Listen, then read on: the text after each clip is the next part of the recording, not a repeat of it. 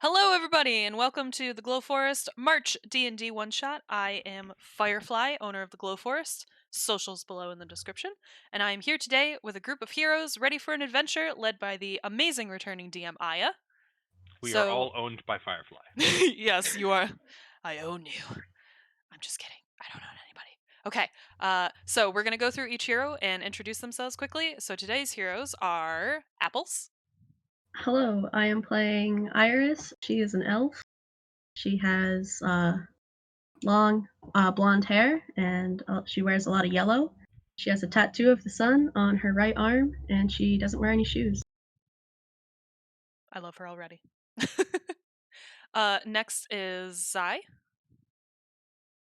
Hello, my character is Silura. It is a wood elf, and she pretty gay like me. Um, and she's a rogue, or they're a rogue. Noise, noise. I am playing Kalira, who is a druid. I am a dwarf. I am a small druid dwarf. She's a very sweet little cinnamon bun. Doesn't know much about the world. Lived a very hermit life. Dark hair, dark eyes. Very sweet. And lastly, we have Ducky. Hi, I'm playing Varus. I'm a Sea Elf Druid. I have dark purple eyes, medium height, ocean blue hair, just light blue skin, and yeah, I live a very hermit life as well. Very cool. Hermit friends. All right, so I'm just gonna hand it over to Aya, and yeah, good luck to us. Good luck to you all. All right.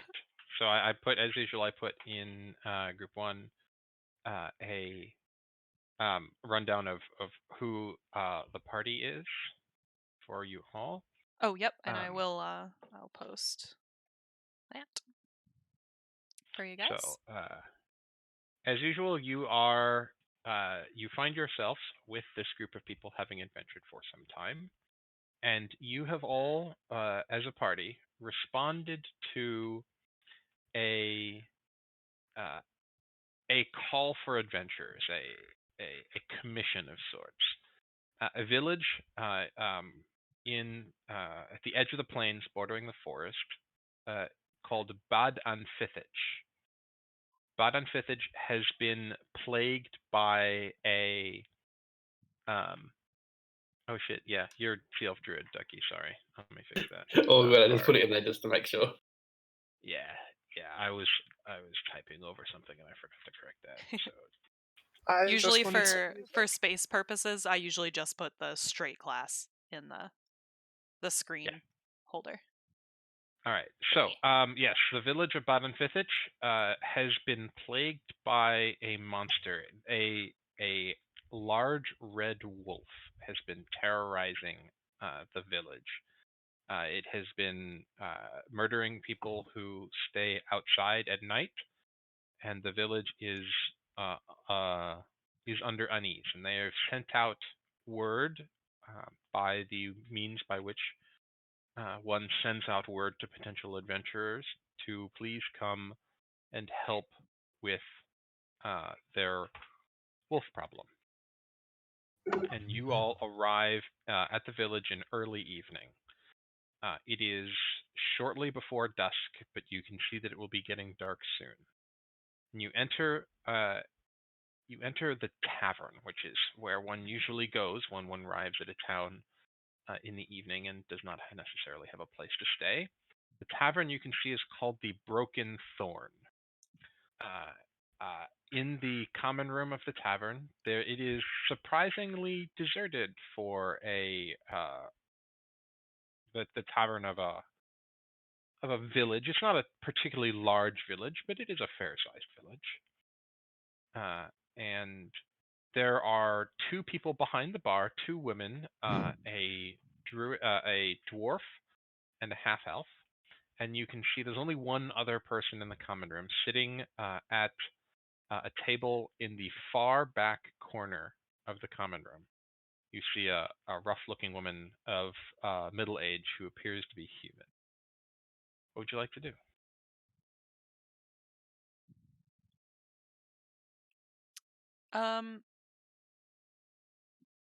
Do we know who specifically sent out the summons? Like, does this look like a person that we should go up to?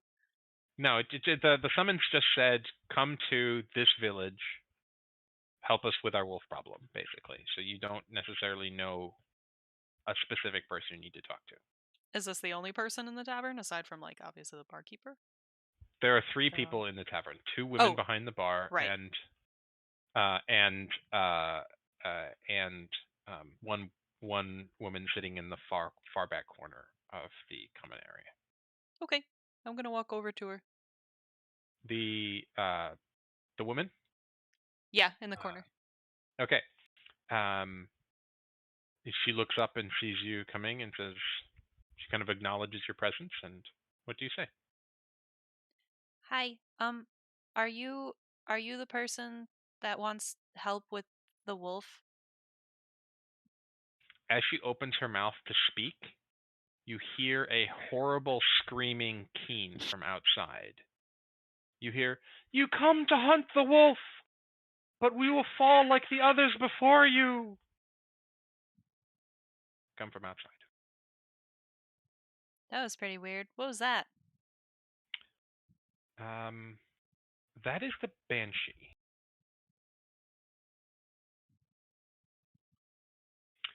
The Banshee is a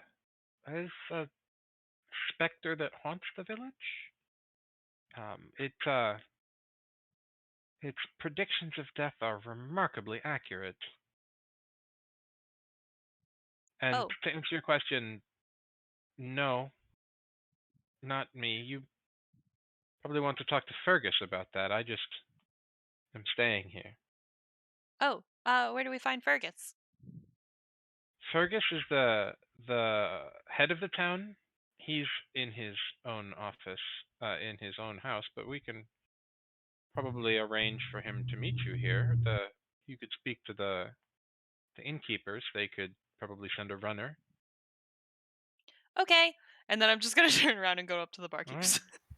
If you have any more questions, I'll be here. All right, let's I'm go already ask gone. for a runner. Oh, damn. All right. Already You left. head up to the innkeepers? Yes. All right. You hear the innkeepers. You hear the 2 people greet you. One is a short, dark-haired dwarf woman with a small, well-kept beard with 2 little red bows in it, and the other is a tall, slim half-elf woman with red hair. And they both acknowledge me and say, "Hello, hi. Are you here to you the newest crop of adventurers here?" Yes. Yeah, and that's we need to us. find Fergus. Ah, yes. Fergus is probably who you should talk to. Um, uh, he probably won't come tonight. It's getting dark, but we can send a runner to alert him of your presence, and he can meet you here in the morning. Would that be satisfactory? Yeah, I mean, I guess. All right. And the half elf woman leans back in and kind of Or waves. I mean, it can we just go to his house? This soon before darkness, I wouldn't recommend it. But we can send one of the villagers. So they'll go get one of the workers from the back, and they'll whisper in their ear, and you see it's a halfling that looks like they're in their teens, mid-teens, wearing an apron, got their hands are covered in bread dough. Take the apron off, and they scurry out the front. Do you think we shouldn't because of that wolf? Yes, venturing outside at night with the wolf is inadvisable. You are welcome to go if you like, but I wouldn't recommend it. Have you spoken to anyone about the wolf since you've been here?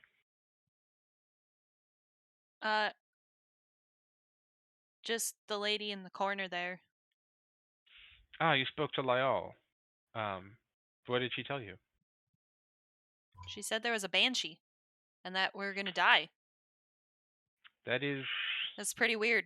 Well, did Lyle say you were going to die? Because that's...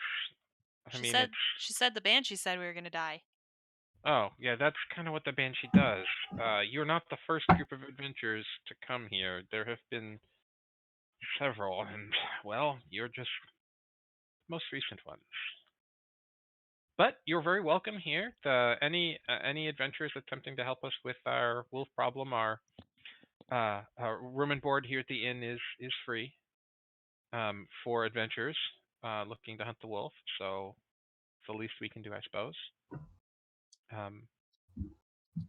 Lyle might be able to tell you a little bit more about the wolf. She's a trapper. She lives in the forest. We don't know a whole lot about the history. We bought the tavern relatively recently. We like it here, but it's rough. It is a nice place to raise a family, and the elf kind of puts her arm around the dwarf. But it's the wolf makes us nervous. So anything we can do to help, we would be very appreciative. Fergus is like the mayor of the town, or? Yeah, he's the head of the town. He's got he's at the town center, but he will have left work for the day, so he's probably at home with his family. Doesn't usually take guests this late, but we've sent word. He'll meet you here in the morning. He usually does this with adventures. Okay. And then I'm gonna turn around and I'm gonna go back to the woman in the corner. Okay. Yeah, let's grill her. As the dwarf woman, as you're walking away, she's raising her hand like to say something, and then sees you walk away. And okay. As I'm walking towards the woman in the corner, I'm gonna take out my box of cinnamon rolls, and I'm gonna just grab 2, and I'm gonna sit right down next to the woman and be like, "You want a cinnamon roll? I have questions." She looks down and says, "How old are those cinnamon rolls?" Oh, there's.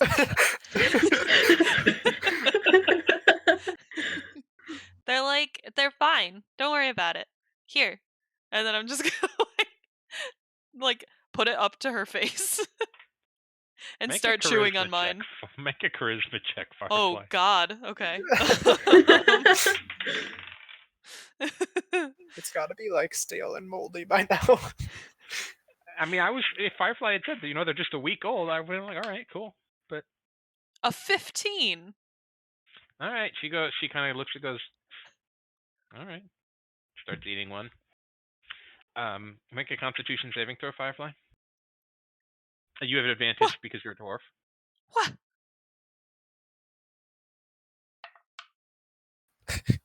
Oh, don't even need it. Natural 20. 24. You're fine. Nothing was going to happen anyway. I just wanted to fuck with you. Thanks. And burn a natural 20. So she says, thank you for the cinnamon roll. You're back so soon? What? Yeah, what was your name again? My name's Lyall. Lyall for anyone taking notes. Okay, thank you. I am. Um. So the lady at the bar, said that like you hunt. They have names, I don't remember them. Did you ask? I mean, I don't know. I don't think so. All right. Well, you know my name, so that's a good start. Yeah, Lyle. Okay. So they said that you're like a trapper and stuff. Can you tell us about the wolf that we're hunting? Yes. Well, I have never seen the wolf myself, but I have lived long enough to know the stories of the wolf. This is not the first time the wolf has appeared. The people that do see it usually do not come back. But the people who do and have come back, they have described it as massive. The largest wolf you can possibly conceive, and then twice that. The largest wolf in the world. And it is fur the color of fresh blood. Is that Not just unusual for the color of a wolf here? Firefly, you're a druid. Make a nature check. Okay. I mean, it's not like I know all of the wildlife everywhere in the world. A 7. She looks at you and says, yes, that is not a usual color for wolves, here or anywhere. They are What if it's just a big fox?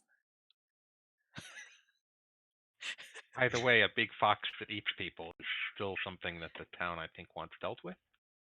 Fair Laura's point. definitely just rolling her eyes in the corner. Seems like about the right reaction, perfectly honest. Nobody else is talking, so. So this is not the first time it's appeared. The first time was soon after the founding of the village, back lost to the annals of time. It's appeared and been driven off multiple times, but it has always returned. And the story has it that finally a group of hunters decided to go kill it, and the innkeeper's daughter, this inn, in fact, the daughter of the owners of the inn at the time, many years ago. She tried to convince the hunter's daughter, or the hunters, not to go. Her name was, she thinks for a second, Greer. Her name was Greer. But they wouldn't listen, and they left and did not return. This is not unusual for hunters who go hunting the wolves. And, well, Greer went after the wolf herself. Her family told her not to, but she said she had to, and she also never returned. But after Greer left, the wolf never returned. Well, disappeared for several generations. Did not return then. And it is back again. The villagers then, when Greer never came back, they dug a grave, but they never recovered her body. So there is a cairn built over nothing in her memory, and there's a monument raised to her. It's in the cemetery. That's real sad. Do you know so this Fergus guy, he's like your mayor? No, I he's the guess. mayor of the town. Yeah. I don't live in the town. Yeah. Wait. Never mind. That wasn't a good question. What happens every time this this wolf shows up? Like, is there something specific that happens that lures it here, or like why does it keep showing up? I have no idea. Oh. I don't know if we're going to get anything else out of her, to be honest. We might be able to sleep for the night and talk to the mayor in the morning. Yeah, I guess. Is there, like, I know this is a tavern, so stretch, but does there happen to be anywhere with books in the tavern? Make a perception check. Okay. 13. There's a small shelf next to a fireplace that has been lit that has 1 or 2 books on it. I'ma look at those books. I'm All right. looking for something specifically for history. Okay. They are recipe books. Heck. Are there good recipes in them? I'll try to find a recipe for cinnamon rolls and write it down. Make an investigation check. How exciting. Firefly really likes cinnamon rolls. A 4. She's not You going to don't find one. find any recipes for sweet desserts at all. Ugh, I just throw it shut and put it back on the shelf and stomp back over and chomp on another cinnamon roll. Okay.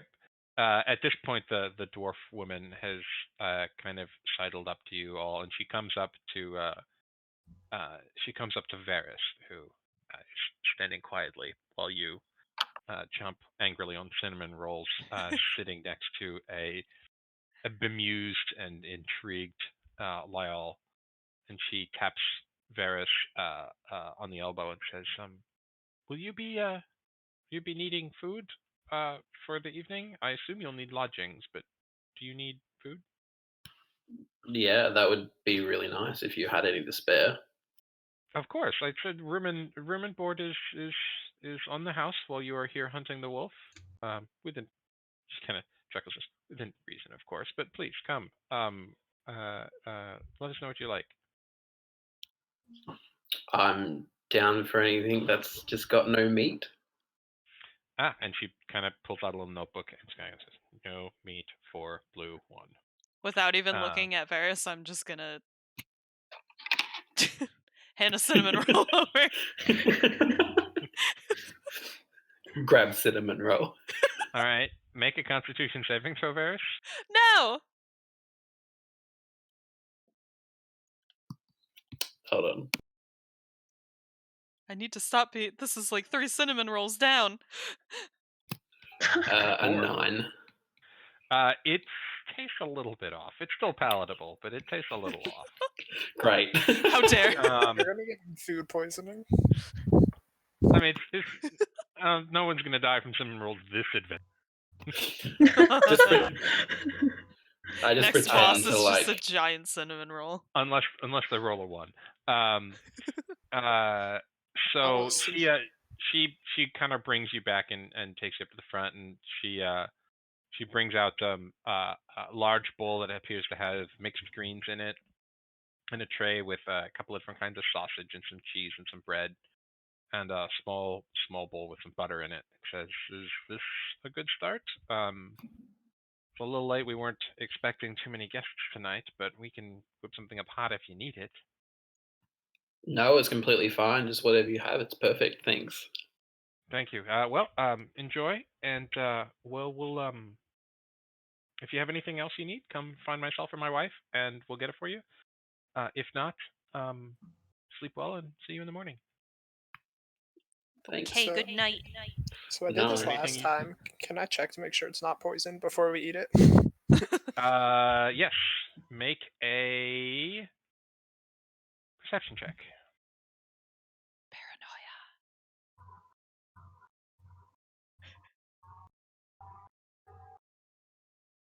13.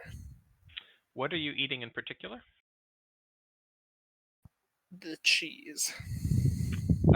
It is. You taste a little bit, and you go, doesn't appear to be poisoned. Okay, solid. But it's real good cheese, though. It's I love cheese. It's pretty good. It's a little bit crumbly, and tart, and you suspect that it was made by someone who knows what they're doing.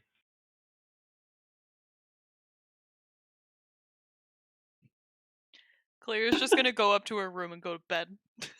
Okay. I'm just gonna sit and finish my food. Does anyone need any of the sausages? No. But can I take it with me? Yeah. Pocket sausage. Yeah. Yep. Nice road snack. All right. So and nobody wants to do anything else tonight. Nope. All right. Then we will No. fast forward to the morning. You hand the tray with whatever's uneaten back, and he takes it. The half-elf woman takes it back, and you wake up in the morning. It is a crisp, clear,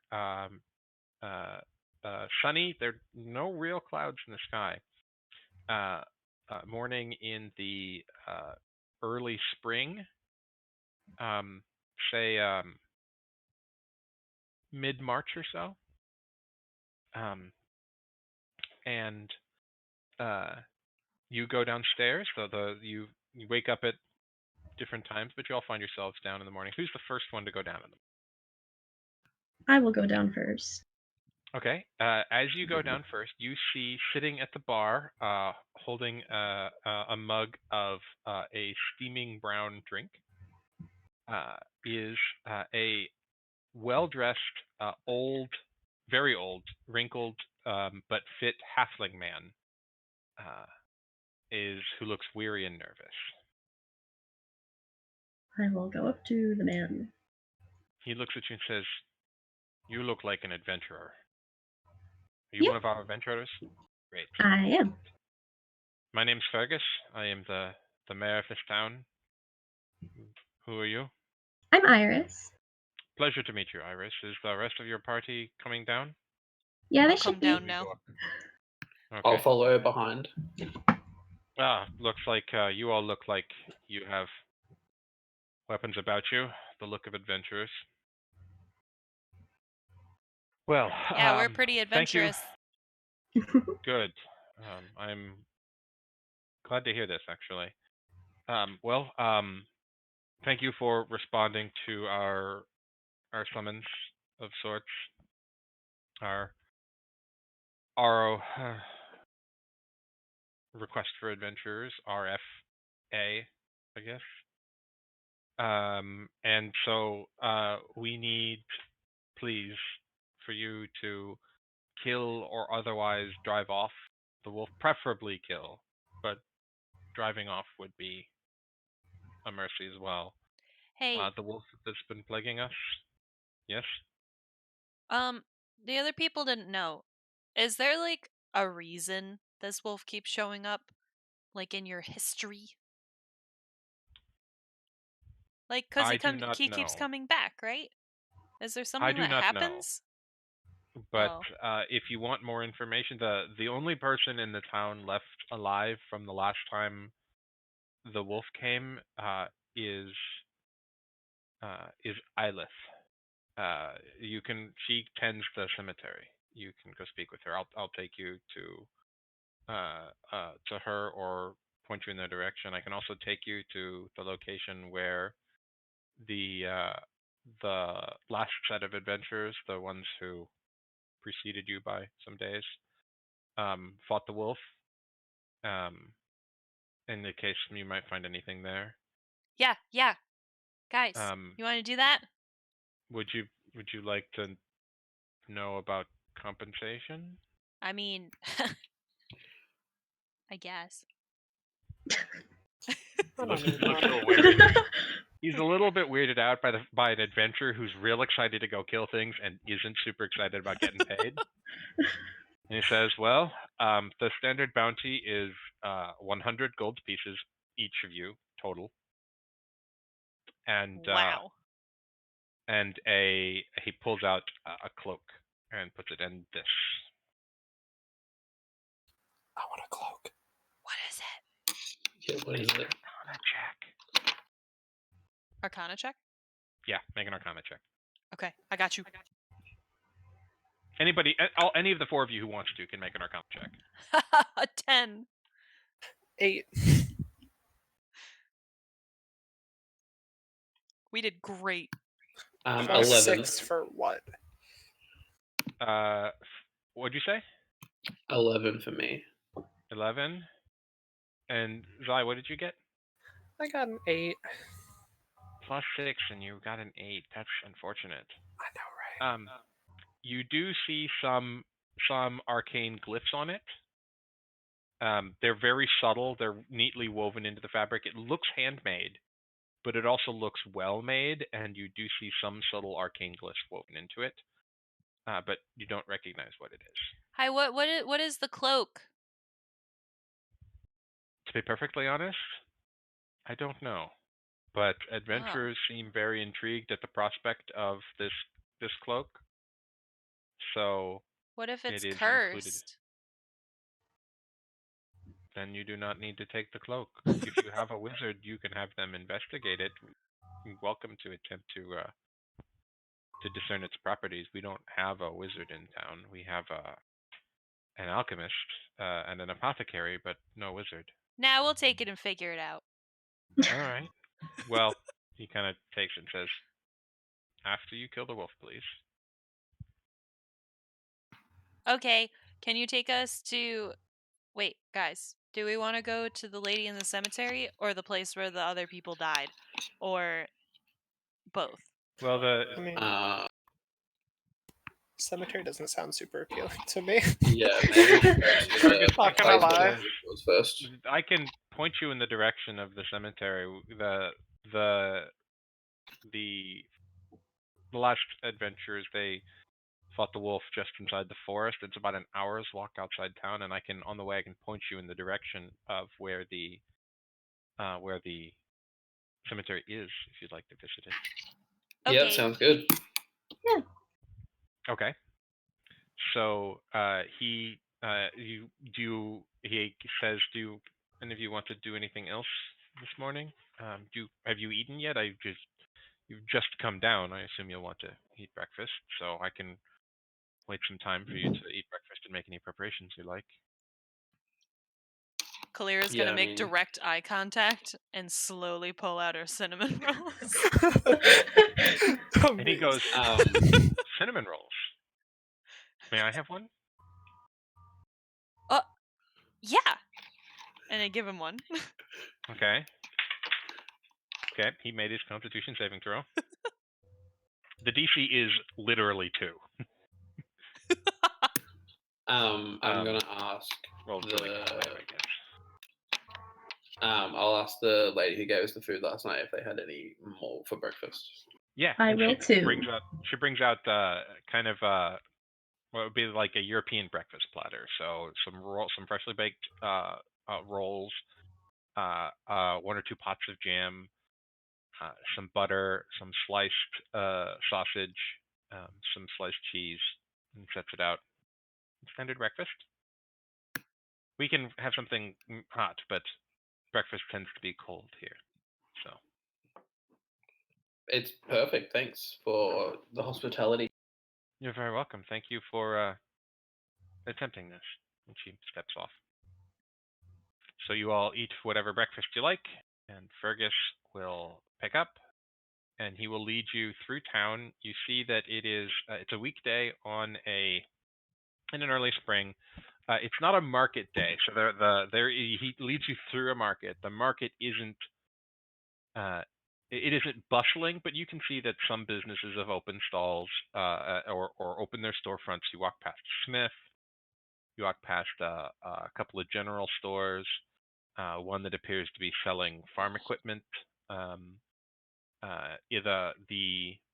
The town is built on a river, a small river, and there's a trade route a small trade route that comes through it. So there's some goods and supplies coming in. You also pass a building that has vines growing all on the outside, and you see a tall, gray furred man setting up an awning out front that is of a brilliant green color that matches his hair. And it says apothecary on the side. And he leads you to the edge of town, and as you start to get to the edge of town, he points off in one direction and says, "That direction down there, that's where the cemetery is. You just lead the path, and you can see it branches off. You just follow it, and it'll take you directly there." And he continues on the walk out of town. And then you also, after a little ways, you all see he points out and said, "Now this is a well that some of the more rural, some of the people who live out here in the edges of the forest, used to get their water from a well over there. And you go look, and it's a well that hasn't been used in a while." He says, "Unfortunately, it's dry now." And he continues walking up to the forest, and it takes about another 45 minutes or so, and you arrive at the edge of a thick wooded forest.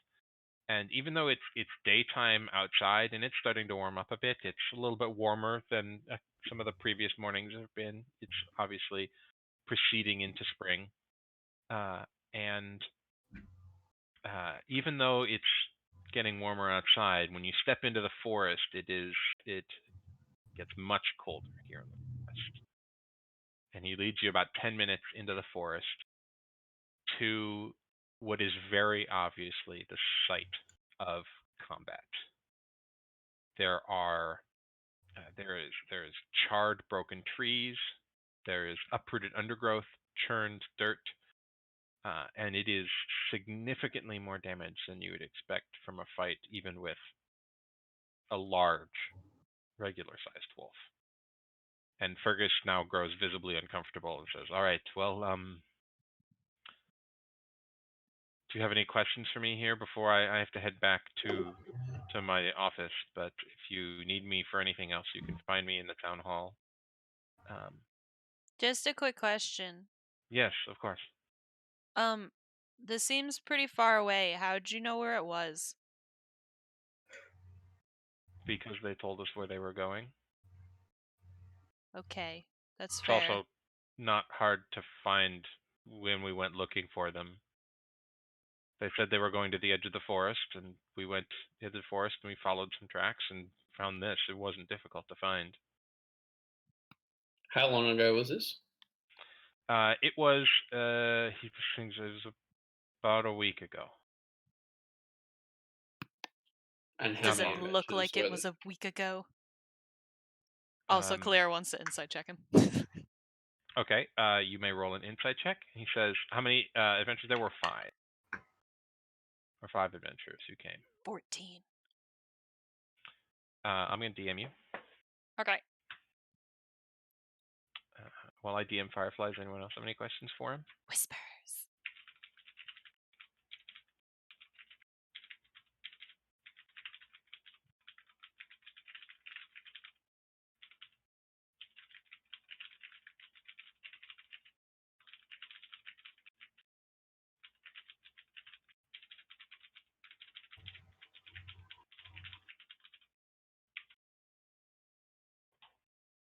Okay, anything else they want to ask him before he heads back to town? No, Can- I'm good. I just want to look around. Can I ask He him if he says, knows if the wolf has any weaknesses? no, I don't. If I had, maybe we wouldn't have lost quite so many adventurers. And he looks very sad at this point. You are not the first, not even the second. But I have hopes. We will be the last. Good. Good, I'm glad to hear it. One last thing. Be back before nightfall. You really do not want to be out here at night. No promises. And then Kalir is gonna start searching the When area. you say that, he had been perking up a bit. When you say that, he sighs and he shakes his head and he just walks away. And I'm gonna whisper to the rest of the group, guys, we should totally go back before dark, though. I'm down for that. I think that's a good idea. Solor is indifferent. All right. He was just fun. So, what would you like to do here at in the forest? I would like to investigate this area, specifically the tracks of the Yeah, I was the gonna say wolf? specifically for tracks. Yeah, me too. Okay. Yeah, same here. So, I would like one of the druids to roll survival, and either Iris or Solora to roll investigation, and each roll can be with advantage. The two druids help each other, and the monk and the ranger help each other. The monk and the rogue help each other. So you decide amongst yourselves who's going to do the roll, but one survival check and one investigation check. Let me look at our stats. I'll do survival. Okay, I'm down for that. You can roll. Okay. Okay. So and wait, said did you with say I have advantage on it? Cool. Yes, so basically each of you is helping the other, so you're basically splitting into 2 groups. I'm letting the rangers do the nature-y stuff, and the other 2 do the, well, let's look at the signs of this upturned damage. That sounds good. 23. 24. Yes. All right, 23 and a 24, aces. Okay, so let's do the druids first. So Varys and Kalira start investigating the tracks, and you see that there are 3 sets of distinct tracks. There are tracks of a set number of humanoids, and with a roll that high, you can see that there are precisely 5 humanoids. footprints of varying sizes. One set of footprints is very small. One is very heavy and deep. One appears to be wearing very, very light shoes. Another one, the very, very heavy, deep ones, appears that you see imprints at the toes that look like they were wearing Sabatons. The person appears to have been wearing armor.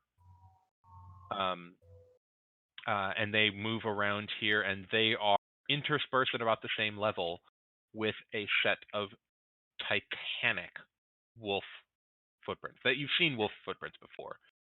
Probably Kalira more so than Varys, but Varys, when you ventured away from the coast, you've been in forest and you've been with Kalira long enough to know that what wolf looks like, and you've probably seen Kalira be a wolf before. Teehee. Oh, that's a good point. I gotta pull up my wild shapes.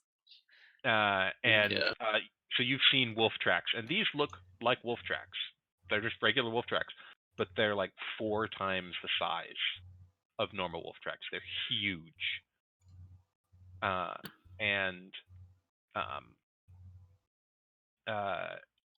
You see those are at about the same level, contemporaneous, and then a little bit after that, more recently, you see another set of footprints from a smaller wolf, larger than a regular wolf, but a much smaller than the massive foot pads that are the same, that appears to have been engaged in combat with the adventurers. And the Shalora and Iris, you investigated the combat site, and you found some bits of broken swords, like actually sundered bits of weapons, and torn fabric that was stained with what is very obviously blood. One set of blood appears to be green, which is interesting. A Vulcan.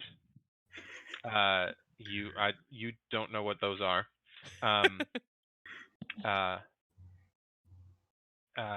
And you also see, if you look around, you see there are wounds in the trees themselves as well. There are gashes in trees that were put by bladed weapons. There's a couple of things where looks like a pole arm was swung into it, and you see a chop where a tree was almost cut down from a particularly hefty blow. From you look at it and like, with a roll that big, that looks like it's probably a halberd. Someone went at this thing with a halberd and just almost took this tree down with it.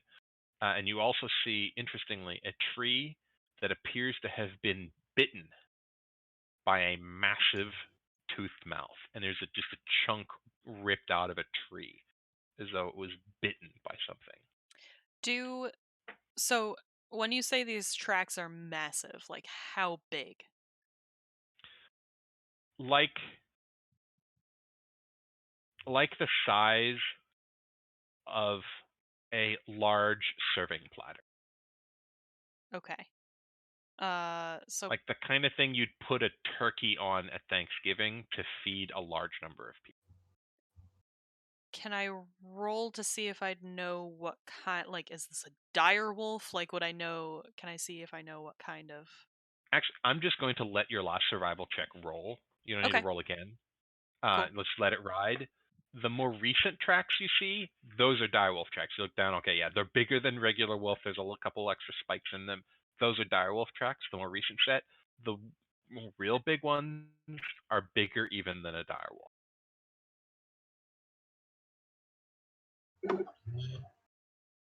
You have never seen wolf tracks. And you also see, hold on, I'm checking everybody's character sheets. Kalira, you actually start to follow these tracks a bit. You see the very, very large tracks. You can follow them into the forest. They obviously they're especially with a roll as high as yours. They lead away from this fight scene, and you can pick out the trail.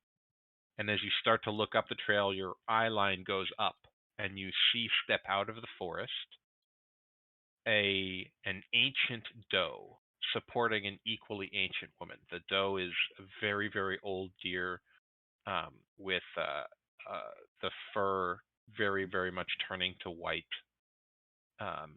Still a little bit of tan on the back, but the most of the fur on their face is white, and their eyes look old. And the deer is supporting an equally ancient woman, a woman wearing light gray robes, or a dress of sorts, with very long silver white hair. Actually, very like straight white hair, and the woman has her hand on the back of the doe, and they both step out and look up at you, and the woman looks at you and makes eye contact. And shortly after this happens, Varys and Iris both notice as well, because your passive perceptions are also real high. And then, actually, your passive perceptions are 18, 17, 16, and 15. So, nice job. So you all notice this very quickly. And she looks at you and she says, "Another pack of fools come to test yourselves against our wolf. You must know some Wow. secret if you think you'll succeed where others failed. But I You look wager you won't. amazing. Dead in the dirt or filling our blood-soaked wolf's belly, that's where you'll be." Whoa. Excuse me, who are you? And as she finishes, and as you open your mouth to say that, there's a sudden breeze shakes all the trees, and it opens up a gap in the canopy, and bright light streams down.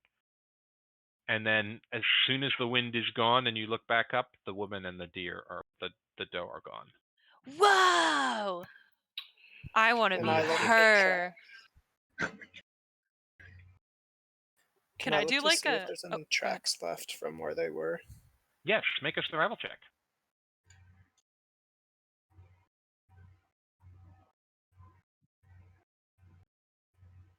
Can I make? 24. You see none. Would that be like Arcana or Religion to see who she is or what she is? Roll straight intelligence. Okay.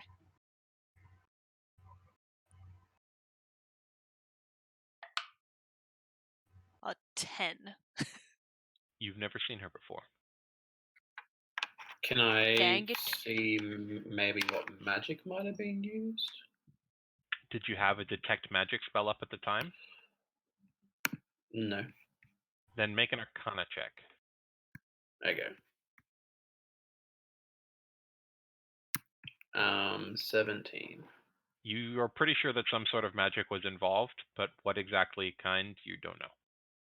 Whoa. Okay. Hi, DC. Well, that was weird. We can follow these tracks if you want. Yeah, what time of day is it at the moment? With the time it took you to search, you got a pretty early start in the morning, so an hour to get here, say hour or so to search. It's only like 11 o'clock in the morning. Then I say let's do it. Let's follow them, see where we get to. Let's go. And then Okay, I will start walking forward cautiously. All right, make another survival check to follow the tracks through the forest. Both of us, or just? Well, who wants to make the check? I'll do it again. The Okay. expert. And someone can help you if they are proficient in survival. Which I think you should be, right, Ducky? I am. Oh. Solora Oh, is. yeah. You would be, wouldn't you? So you can roll with advantage, Firefly. Okay, very spicy.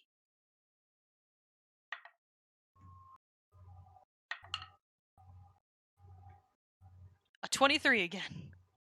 Bam. These tracks, you're real tuned into these tracks. You're a little weirded out by how big they are, and intrigued by I the start, prospect of seeing a wolf that big.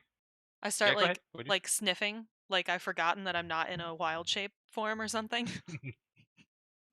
Yeah, and you follow them fairly easily, and you follow them about a half hour through the forest, and you come upon a waterfall. The tracks lead you up to a small clearing in the forest where you see a stream that tumbles over about a 5-foot drop and forms a small waterfall.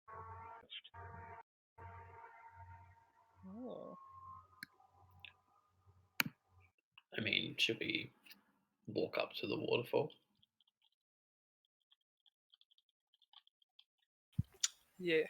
Can we climb to the top? Or I'm assuming there's like rocks and stuff on the Yeah, side. it's easy enough to do. You climb around, you climb up to the top, and you see a stream heading down. And do you want to look for more tracks, or do you want to investigate the waterfall? What would you like to do? Look for Maybe more investigate. tracks. Okay. Roll survival to see if you can pick up the trail after this waterfall. 10. You find no more tracks.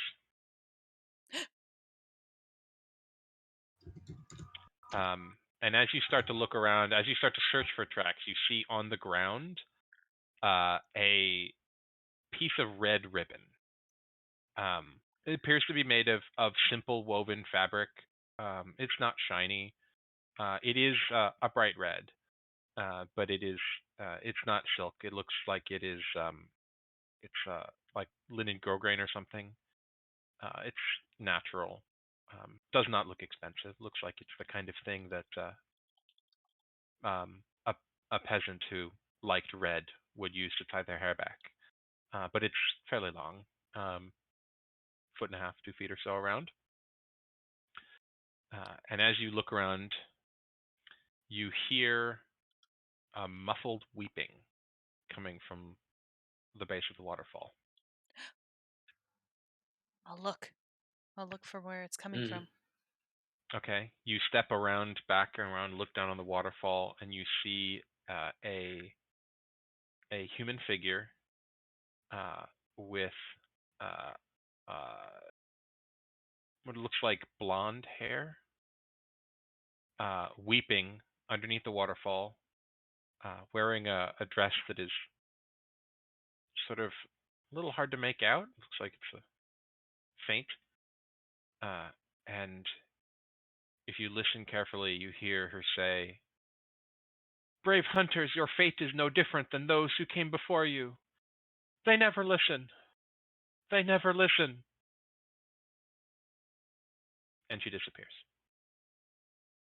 Guys, this place is weird. Actually, though,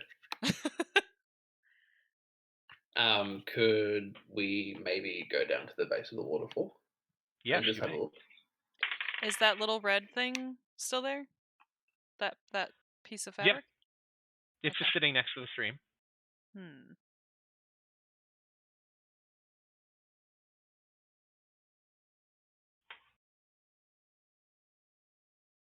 I'm gonna... okay. It's next to the stream. So, are there any, like, footprints? And, like, the mud No. on the bank or anything? No? Okay. You don't see any. It's just a piece of red ribbon.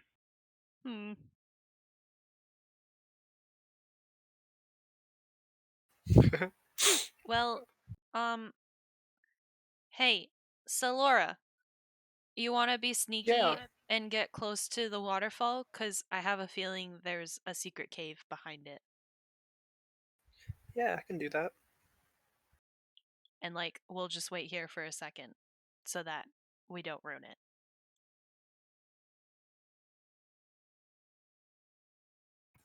Do I need to roll stealth?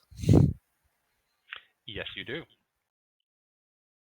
Also, I'm gonna give him guidance. 23. Give him guidance. Okay. You cling tightly to the edge of the small rock face that drops down into the pool. And what would you like to do? Are you trying to peek behind the waterfall? Or are you trying to... How do you want to investigate this? You have guidance for a minute, by the way. You can add a d4 to a roll. Oh, can I try like checking behind the waterfall? Yeah, make an investigation check.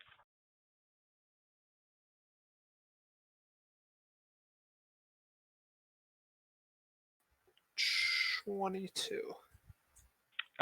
You see nothing back here. It is a smooth stone, rough stone face behind the waterfall, but there are no apparent secret entrances. There's not much by way of a cave. There's a small overhang, but there's no one back here, and there's no cave.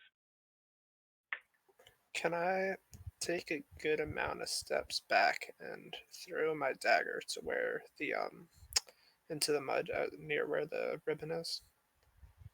Yeah. You have to step back up to the top of the waterfall. The stream is you're currently at the base of the waterfall. Okay, yeah. How Alright. far away are we? I don't know. How Like far the away do rest you of the want to group? be? I I had a assume you're feeling all you were going to clustered say that. around here.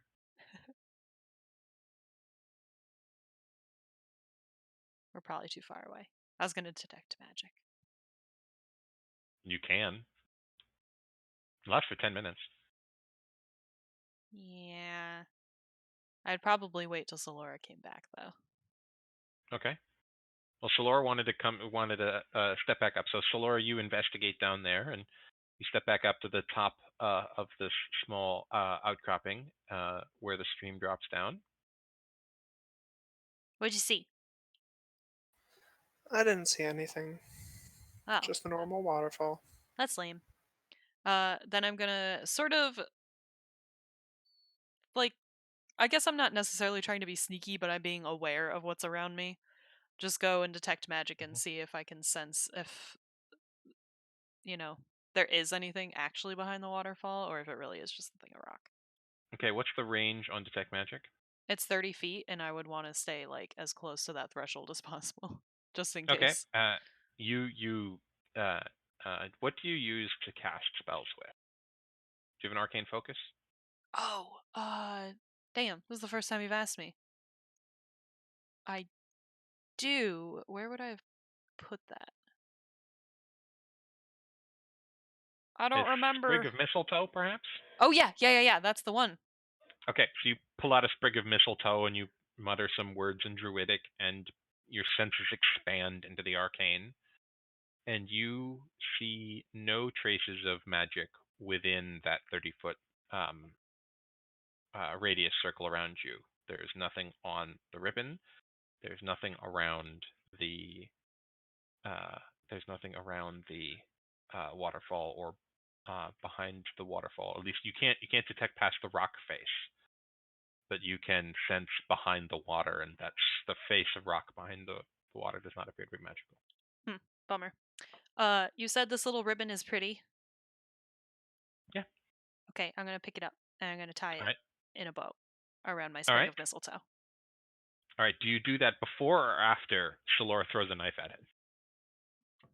Wait, you were throwing a knife at it? No, just next to it, just to make Okay. sure there's nothing waiting for us. Okay, Make well, an I would attack definitely roll. do this after.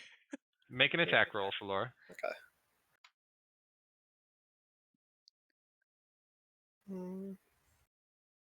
I'm where I can't find my thing. Give me a second.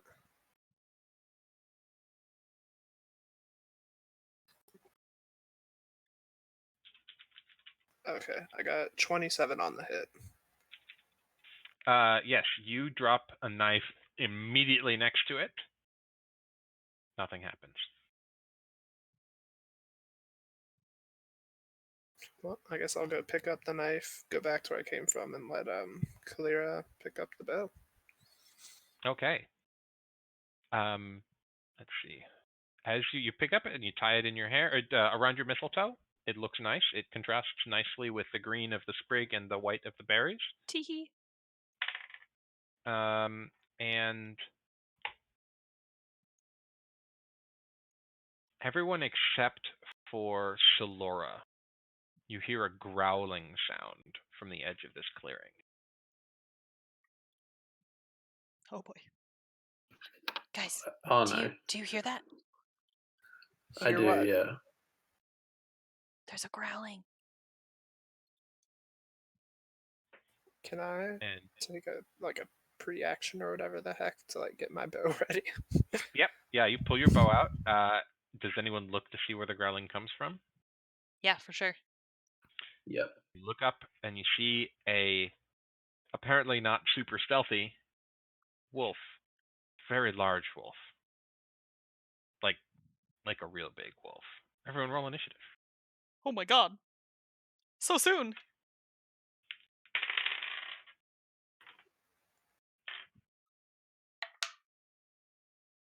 Oh man.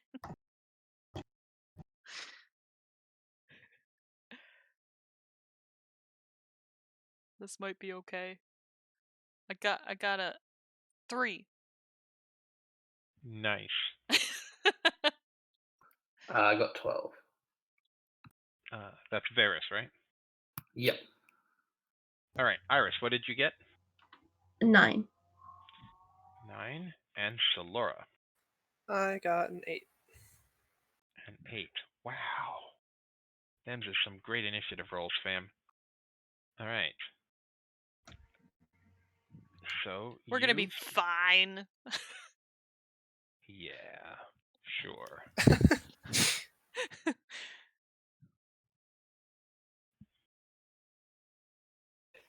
And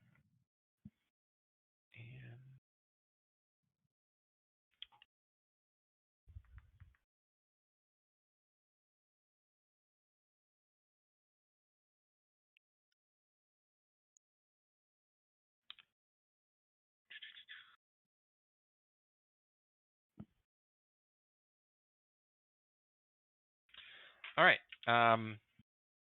So the wolf goes first.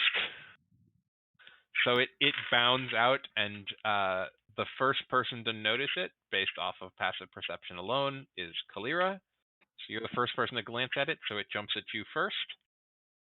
And Just a quick question. Are yeah. we still next to the stream? Yeah, you're all kind of. I figured this happens shortly after you pick up the ribbon. Okay, and how So big is it? It's like a 5-foot stream. It's not deep. Is it It's not a big enough waterfall. for a giant octopus? I mean, you can be a giant octopus anywhere you want, but your giant octopus is way bigger than the stream is. Okay, I'm just This thinking. is I don't like know a how. small creek in the woods. Okay, that's kind of what And I your giant pictured, but I octopus wanted to forms double like check. 10 feet across. I'm It's just. it's a large creature, right? Yeah, it's a large beast. I'm just wondering because Yes. octopus can only breathe underwater, so.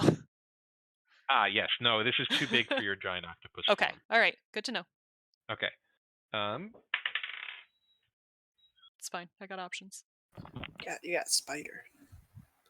Oh yeah. Among other things. I think I Sorry, only saw spider last time. Right. The wolf charges up to you, and Yes. 15. Does not hit. All right. It bites at you and misses. It is. Varys, your turn. I'm going to.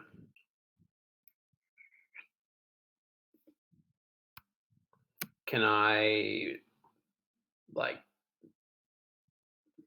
run away? Like get as far away as I can? Yeah, you're not in melee with it, but yeah, you can flee into the forest if you like. Deserter! Can I just move just the furthest away from it, but still be able to see it? Yeah, your movement is 30 feet. You can move 30 feet away from it. Yeah, I'm gonna do that for my turn. All right. Good idea. You want to do anything else? No, I'm all good. You want to take the dash action? Do you want to run all the way away? I mean, I don't know if everyone's gonna follow. You can attack it too. You'll find so out. You've got movement and an action that you can True. do, and a bonus action. Could I move away and then use produce flame and throw it at them? Yeah. What's the range on produce flame? When you throw it? Good question. 30 feet from me. Okay, yeah. So you can move 30 feet away from it. You cast produce flame, and you throw the flame. You can absolutely do that. So make a ranged spell attack. Which is how? Roll a d20, and on the are you using your PDF character sheet or your character sheet on D&D Beyond? D&D Beyond. Okay, click the spells, and at the top it'll say a spell attack. You'll see a number that says spell attack bonus says +7. Yep. Yeah, so you roll a d20 So- and add 7. Yep. It's okay, you're learning. Yeah, we're not. Thank you. Yeah, no, it's fine. 23. 23 hit. Oh, spicy. Dang. Roll damage. So it's 2d. Yes, it is. Produce flame is. I'm pulling your character sheet up on D&D Yeah. Beyond now. I rolled a 9. It is. You rolled 2d8 and got 9. Okay, great. Yep. Excellent.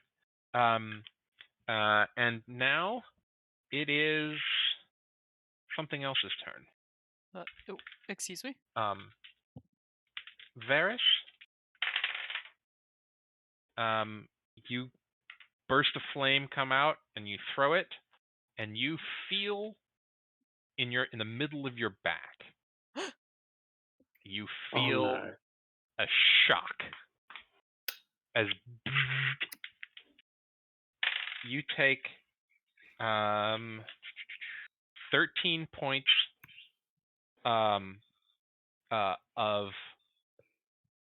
lightning damage as you turn around and there is a glowing ball of light immediately Great. behind you. What? And let's see. Shalora, you Yes. see same thing happens to you. But a But 13 is not going to hit you. Yay! So you see this, you hear the and you look over, and as you look over, you see another ball of light pop into existence next to you, and you kind of dash out of the way, and the shock comes out, misses you. It is now Kalira's turn. No, sorry, it is Iris's turn. Okay. Can I? Wait, who's closest to me? You can be wherever you want to be. Since we're doing this theater of the mind, just tell me where you are. You didn't get attacked, so you're not fixed in position next to any of the other bad guys. You could have been next to one of the other characters or not. I will attack the wolf. There's a wolf, right? I'm not going crazy. Yes, the wolf is attacking Kalira, and there is a glowing ball of light next to each of Shalora and Varys. Okay, yeah, I'll attack the wolf.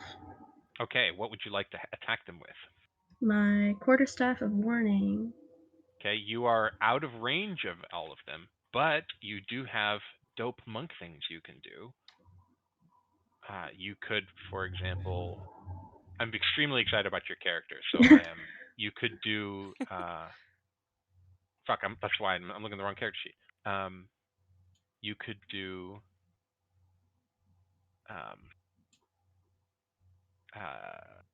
A radiant sunbolt, for example. Yeah, I forgot about that. I will do that. Yeah, you can just do it. It's basically exactly the same as doing an unarmed strike. Same number of damage, same number of same bonus to hit, but you can do it from 30 feet away. Okay, I will do that.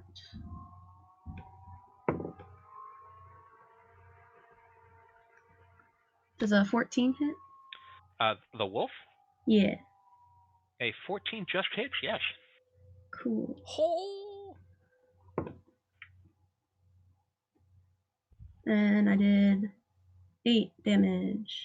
Would you like to describe to everyone what you do, or would you like me to? You can.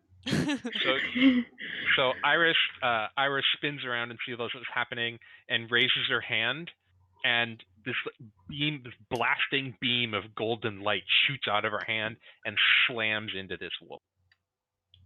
Now, because you're a monk, you can also attack as a bonus action, Mm-hmm.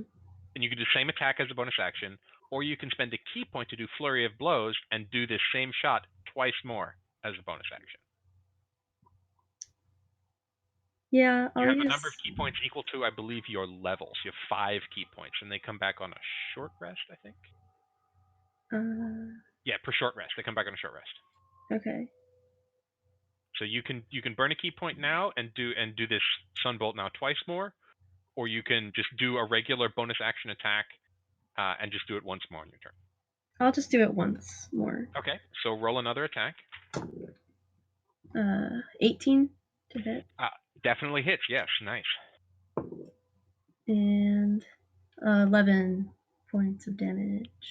All right, the wolf looks very, very hurt. So Iris raises his other hand, beam of golden light pounds into it, and what kind of damage does it do? Deals radiant damage.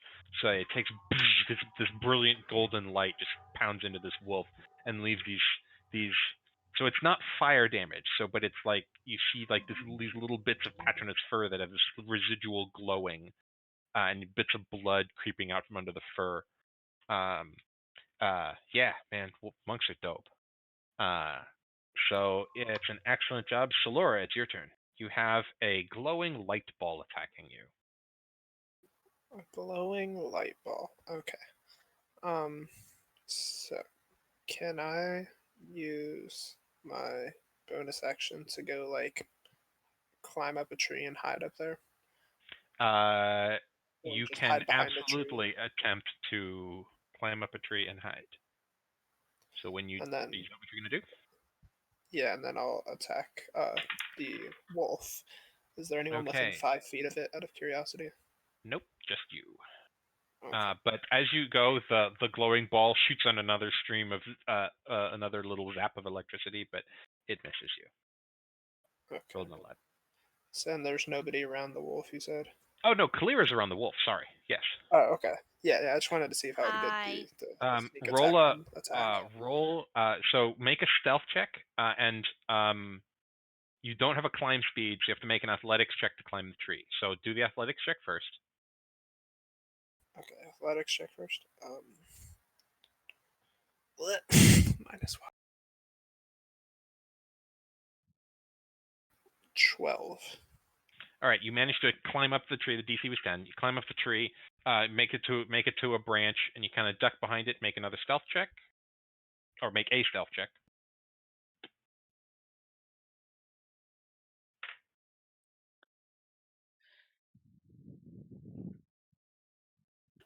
24.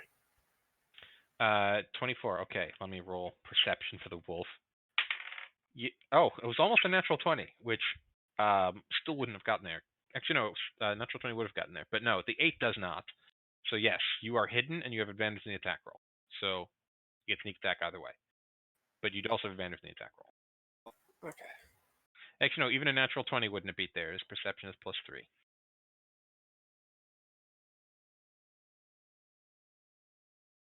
Let me roll for the. For the hit, yeah. No, I'm gonna roll for the thing that you were that was attacking, which you may or may not have guessed. No, it doesn't. It doesn't know where you went either. Okay. So, do you want me to roll hit then? What was the hit? It was 18. Yeah, 18 hits. So roll damage with sneak Okay. attack, which is 3d6 for you this level. Sneak attack and advantage. So it's advantage in attack roll, but you Let's already see. hit, so that doesn't matter. Okay. So Gotcha. yeah, just roll your regular damage and your sneak attack all at the same time. It's all the same kind of. So that is you're attacking with your longbow. So that is 1d8 plus 3d6 plus 5. Okay. On the d8 plus 5, I got 11. And on the 3d6, I got 7. Okay, so a total of 18. Yes. Yep. As you escape up the tree and you pull your arrow out and duck behind it, and you manage to conceal yourself behind the branches because you're a wood elf and you're good at this. You shoot at it, and poof, the arrow pounds right between its eyes, and the wolf goes and dies. Wolf is dead. Nice job, Kalira. It's your Poor turn. pupper. The wolf just died. Yeah, but we still got Zappy Ball, right? Still got 2 zappy balls. Oh, 2 Zappy Balls. That's right. 2 zappy balls. 2 balls of zap. How do knowledge checks work in D&D in combat? Like, is it If an you, action or? it's so most kinds of things are actions unless I tell you otherwise. I will let you roll an Arcana check at disadvantage to do a quick glance as a bonus action, or if you want to try and identify what these things are as an action, like you can just do a straight roll. Arcana or nature, your choice. I think I will do a. I think I'll just do it as an action. Okay, so a straight roll as an action. Yeah. And you said what? I'm sorry, Arcana or? Arcana or nature, your choice. Okay, I'll do Arcana. 19. Okay, so you remember from your studies of magic, you remember stories of certain types of undead, which are created by the souls of evil beings that perish in anguish or misery when wandering lands permeated by powerful magic. And these things are called will-o-wisps, and Oh. they are very fast. They can become invisible at will, and they are ephemeral and incorporeal, and they are particularly dangerous to beings who are dying. They can consume life from dying things. Do I know That's weaknesses? what you learn. You know that they are very difficult to hit, and that it is they are ephemeral, and that has some effect on what does damage against them. Okay. All right, and I'm probably like. Still your bonus action and your movement. Yeah. How far away from them am I? One's by Varys, so that one's pretty far away, and the other one's by Yeah, so Solora. it was by Solora. It's at the base of a tree, about 10 feet. 10 feet from me. Yep. I will probably back another 10 feet away from it. Okay. You And back up that's my another 10 turn. feet away from it. Yep, that's my. Oh, Okay. and I'll just yell out to the party. It's a will-o-wisp. All right. And that's it. It is the end of your turn, Varys. It's your turn. Okay, so like I've turned around now, so I can see it. Yep. I guess I'm gonna try hitting it with Okay. some sort of spell. So maybe.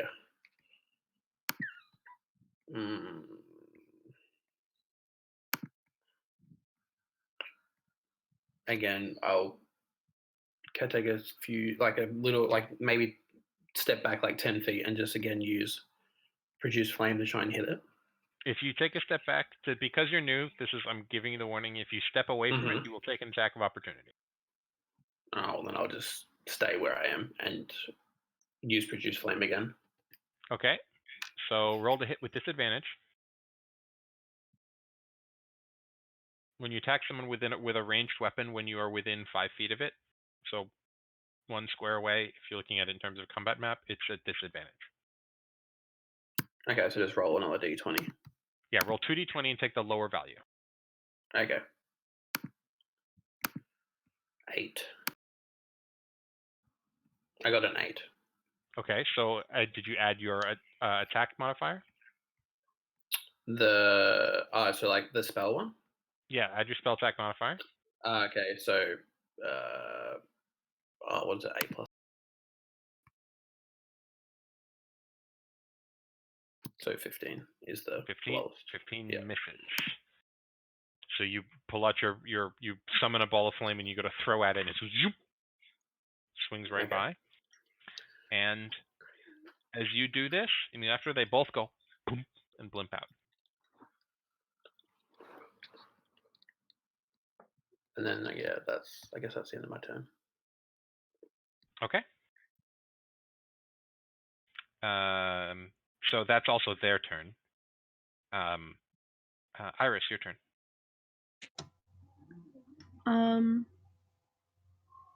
I'll just hold my action in case they come back. Okay. What action would you like to hold? The only thing I think I have is Radiant Sunbolt because it's ranged, so we'll hold that. Yep. And what would you like the trigger to be? An attack against one of my party members. Okay, great. Shalora, it is your turn. I'm also gonna hold an attack, but with my longbow. But I'm not gonna wait for them to attack. Just literally as soon as I see them again. Okay, as soon as you see one, you'll attack it. All right, Kalira, Yes. it is your turn.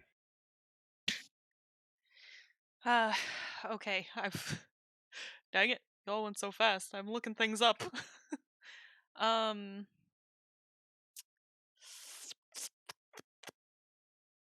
I don't think that's gonna help. I'm going to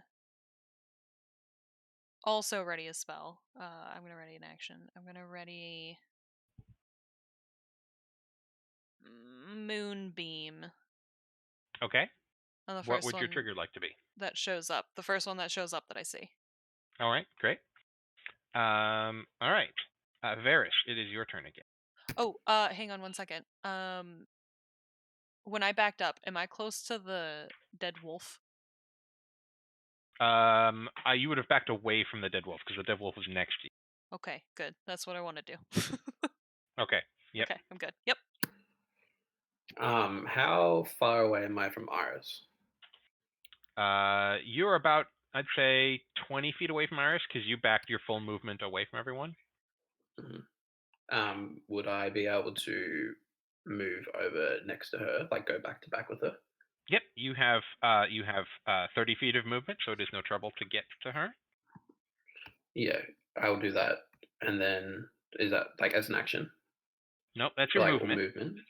Cool. Yeah, and then so could on I your ready? turn you have an action, you have a bonus action, and movement. And there are things you can do in each of those slots. Then could I ready my Moonbeam spell as well?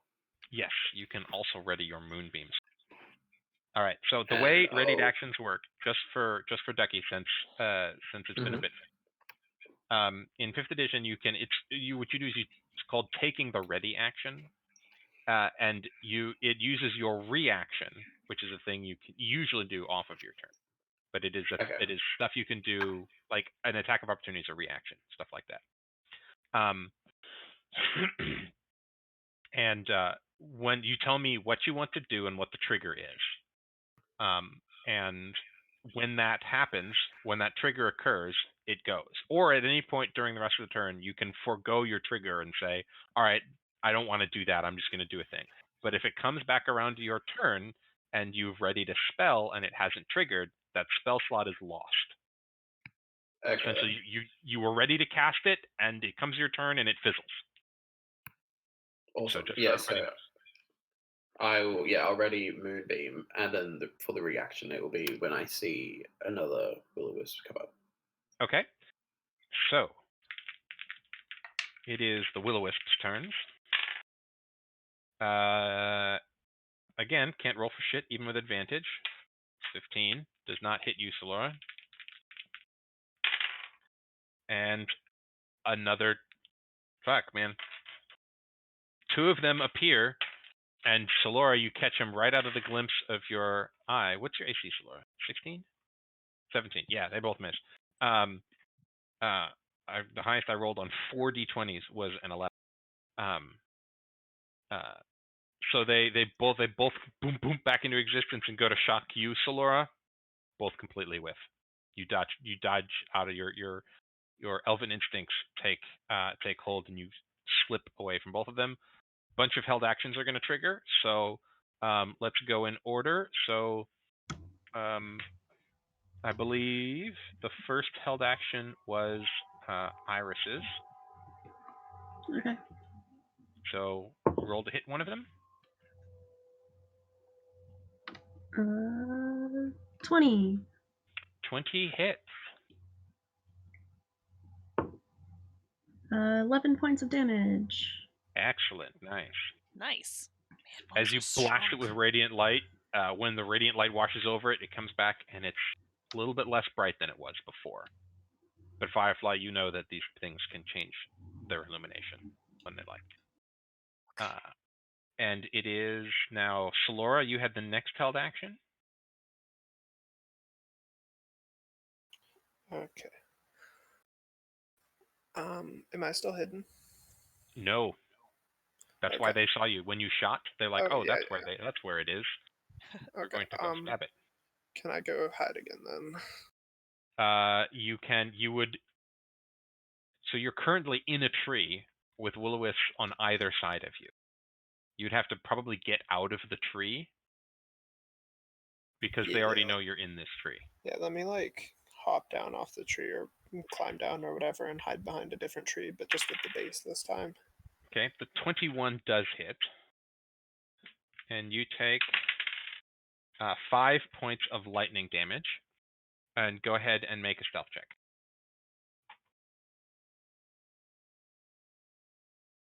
17. All right. They both see you. I don't know how. I rolled double 16s. Both of them rolled a 16 on their stealth check, and they have a +2 to wisdom, so they both saw you. Okay. And so, as you try and slip away, I don't know how you can see this, but you see 2 balls of light rotate in the air, sort of watching you as you go.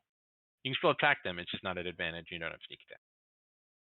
Yeah, I don't like that they're both attacking me, so can I use my I don't know if it was my bonus action or my action I used, but either way, can I disengage or dash or something just to get So out of their range?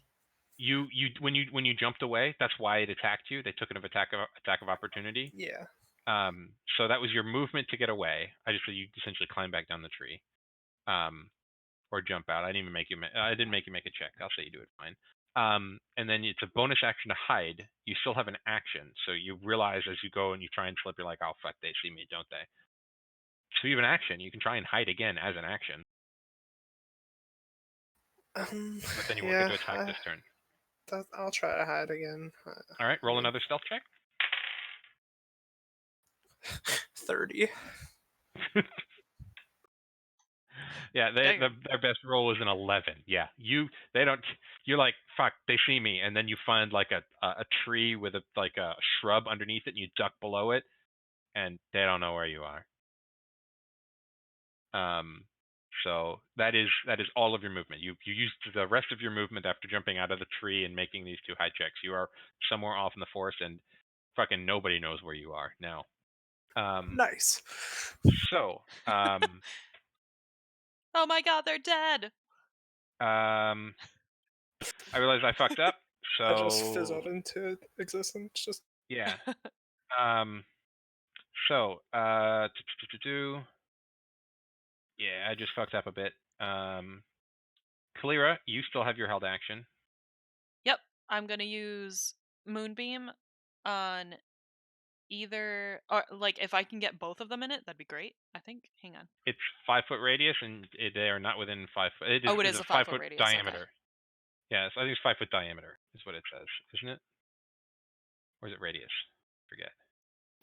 It's He has a 5-foot radius. diameter. 5-foot radius. Okay, you can only get one of them though. Heck. All right. I will just pick the first one I see and go for it, as long as it doesn't hit anyone. Okay. Do you want to hit the one that Irish hit, or the other one? I will hit the one that Iris hit. Okay. Roll to hit. Oh, it's a save, isn't it? Yeah, it's a con 16 save. Oh, they're not great at con. They're fucking amazing at dex. 16? 14 fails.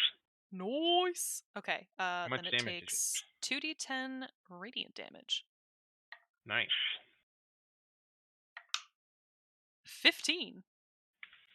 That one winks out. Ho ho. Like it went invisible, or like it's like he gone? Your moonbeam comes a bright beam of light. There's no ball of light in your moonbeam anymore. Oh snap. Varys, you had a held action. Yeah, I had Moonbeam as well. Yep. So it is another con save. Do you want to hit the same one that Iris hit, or the one that the other one? I'll hit the other one. Okay. Also a 14.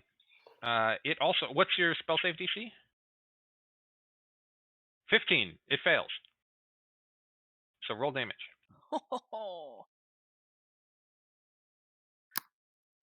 I got a 9. 9 points of damage. It does not wink out. Wait, hang on. It should be 2d10. Do you roll 1d10? Or 2? Oh, hold on. No, hold on. Let me re-roll them. Sorry. No, just roll a second d10. So,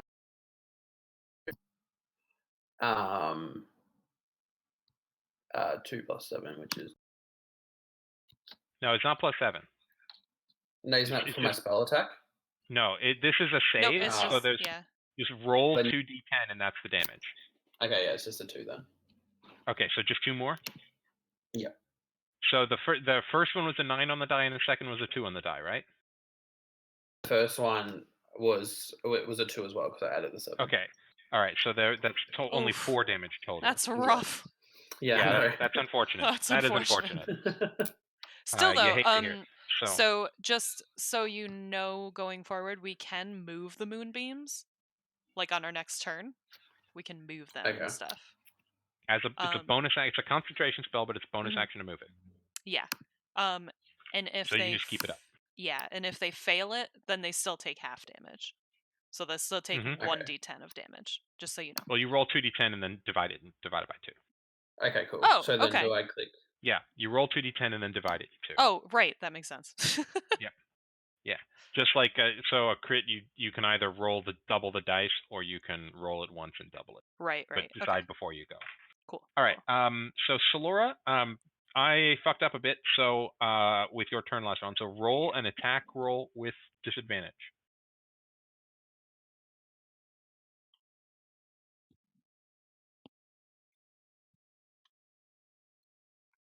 Okay, sorry, just 1 sec. Yeah, Ducky, you used up a first level spell slot. Moonbeam is first level, right? 9. It's second a level. second level. Okay, yeah, you used up one of your second level spell slots. You can Awesome, also thank you. cast it at third level if you want for 3d10 damage. Just so you know. All right, Zeisler, what would you roll in your attack roll? 9. Okay, so I have to rewind your turn a bit because you can't move or take bonus actions as a held action. So your held action was to attack something when it appeared. So this is you attacked it, missed your arrow missed, and then you're running away from it and hiding is this turn. Is that okay? Okay, so run away and hide will be this turn because the held Yeah. So action was last turn. what we did before was you can't do as a held action. Okay. Do you want me to roll so again? you are now extremely hidden, and they don't know where you are and cannot attack you on. But your attack roll for your held action missed. Now, what you can do is because we're rewinding it, you can forego your second attempt at hiding, and you can attack it again on this turn, or you can attempt to hide again. You can redo that second hide. Yeah, I mean, if the first one didn't work, then I'd still want to hide either way. Okay. So we'll say that you went and hid extremely super good. Iris, your turn. Those things are up in a tree, right? They are in fact up in a tree. Yes. Yeah, I'm not gonna climb a tree, so I will Radiant Sunbolt again. Hell yeah.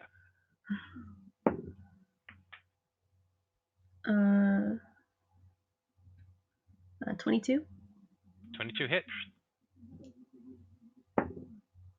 6 damage. Great. And you can bonus action attack again, or you can flurry of blows attack twice for a key point. I'll just a regular, like, I won't spend a key point. Regular bonus action? Got it. Yeah. 27 to hit. Good. Is that a natural 20 for you? No, I rolled a 19. Oh, with plus 8 to hit. Good lord. Damn. Nice. Yeah, Very that definitely spicy. hits. And 11 points of damage. All right. It is just barely still there. Kalira, your turn. I'm moving that moonbeam into that thing. All right. I'm going to make a con save. Get hacked. I've rolled 3 con saves against Moonbeam for these 2 different Will-O-Wisps. All 3 have been 14s. It fails. Roll your damage. Okay, hang on.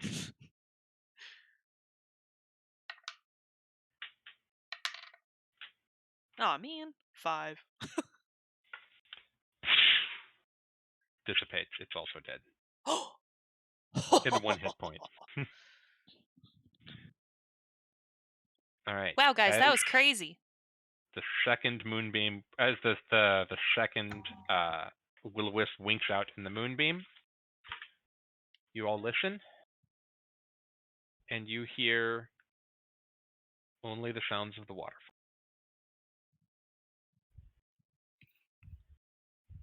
I'm gonna look around for a couple minutes before I drop Moonbeam. Wait, what's the duration of Moonbeam? I forget. I think it's probably a minute. It is a minute. Okay, I'm gonna look around for the rest of my duration of Moonbeam before I drop it. Make a perception check. Okay.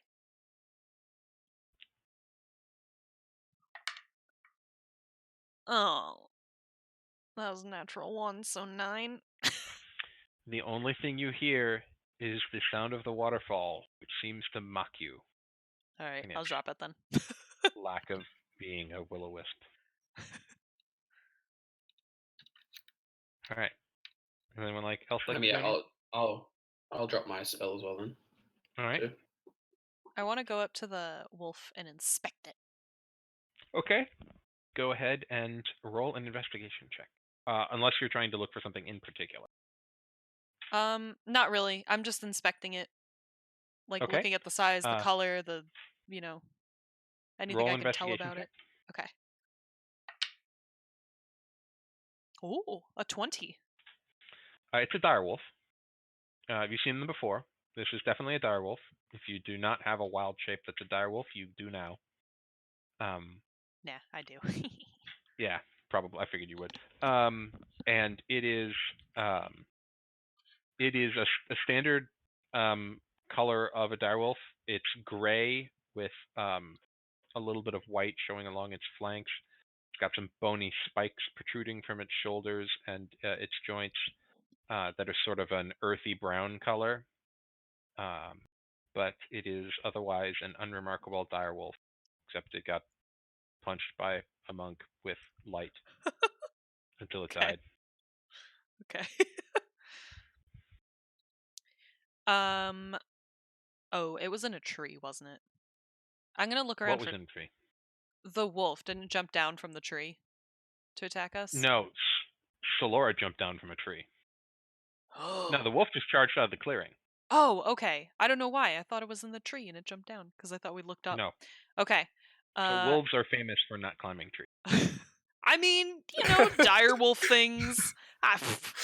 So I'm gonna look around then from where it jumped out and just see if I can find tracks.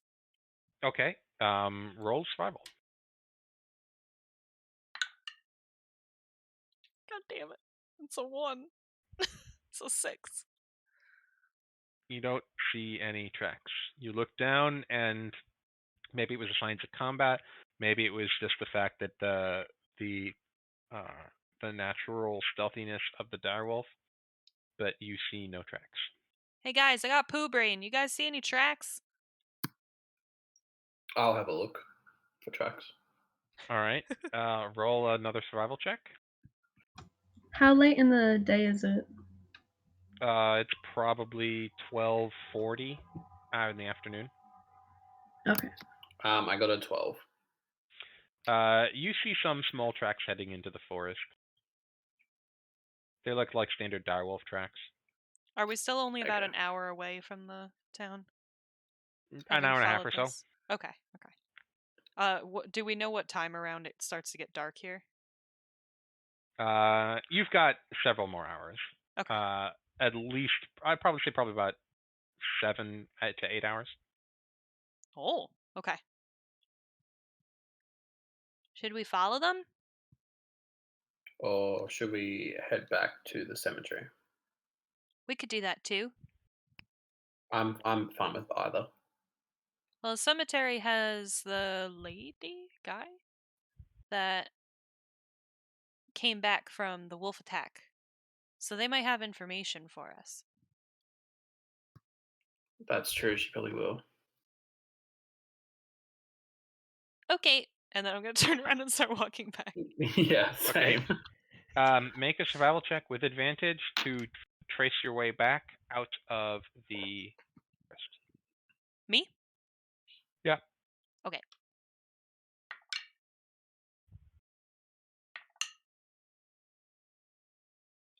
Uh, 16. Okay. Yeah, you trace it fine. You get about 20 minutes along the path, retracing the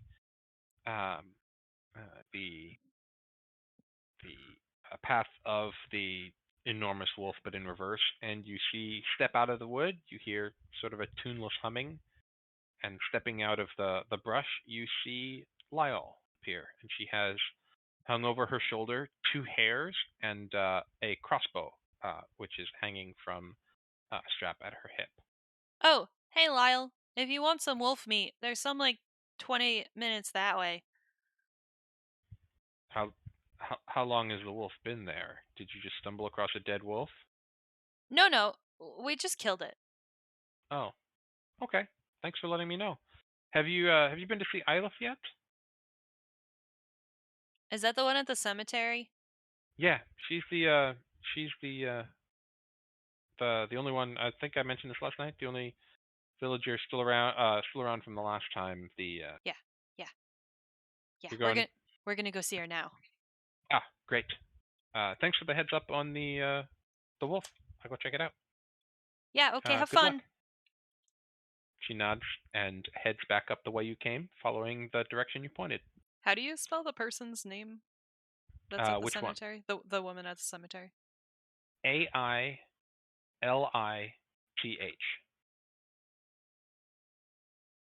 Okay, thank you. All right, you walk past the sign of the fight with all of the churned up dirt and the polearm damage to trees and the tree that's been bitten off and the slashes of wolf claws.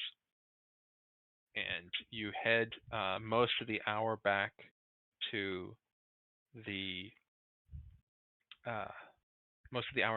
town, passing as you go the well. And everyone make a perception check. Just a quick question. I Uh-huh. forget if I asked this before when I did the roll at the fight area. The footprints look like way too big to be a lichen or anything, right? Make a nature check. Nature, okay. I think you're punishing me for not taking nature. You're a druid. I'm making you do druid. 13. So you're not super familiar with lichens and lycanthropes in general, but you do know that they are in general they are humanoid sized. They are medium creatures. Okay, that's what I figured. So they are substantially too large for even a large lichen. Okay. This is like a wolf the size of a large car or a city bus. Oh my god. So yeah, the dire wolf is like the size of a small car. Mm-hmm. And the one you are fighting is like the size of a garbage truck. Your searching appears to be probably the size of a garbage truck. Oh my Um, god. Guys, this wolf is huge. And so, as you pass by the well, did everyone make a perception check? Yes. Ye. Yep. All right. Apples? 21. Ducky. 24. Firefly. Natural 20, so 28. Zacer. I got a 9. Okay. So all of you pass by and you glance back up along the side. Kalira first, and then everyone very rapidly thereafter. Even Shalora. You see when you had walked into the forest, there was no one at the well, and now there is a woman washing clothes and singing quietly at the well.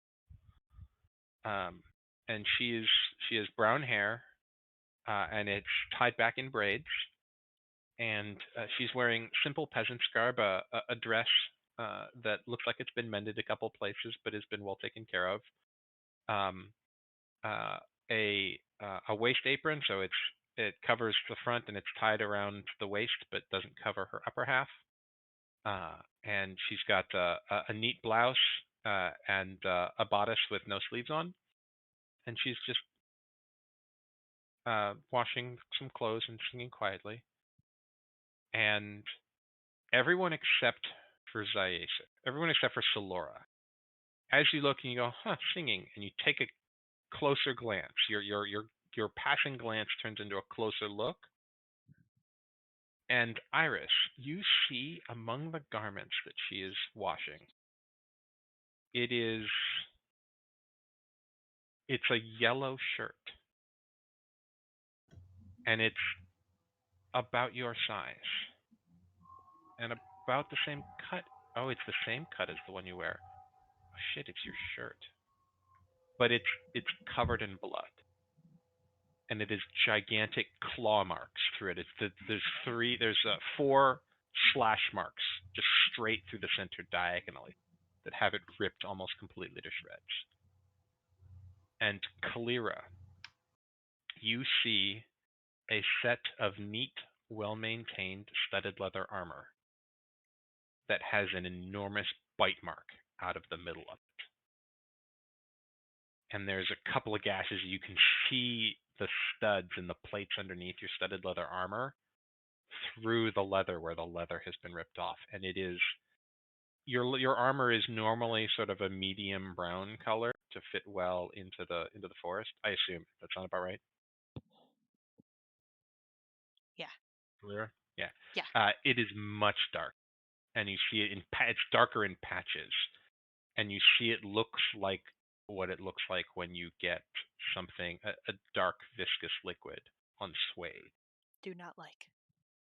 And Varys, you see your purple wraps in tatters, and they are stained dark with a red liquid that she is slowly working out. And Flora, you see nothing. Sounds about right. What? You don't recognize it. You are distracted by a passing bird. What would you like to do? Hey, lady. What gives? So her head turns to you, and she pauses her scrubbing, and she sings. The volume of her singing increases, and you all hear her clearly. I am come to weeping, the hunters come again. Their fate mine for the keeping, not one shall leave the glen.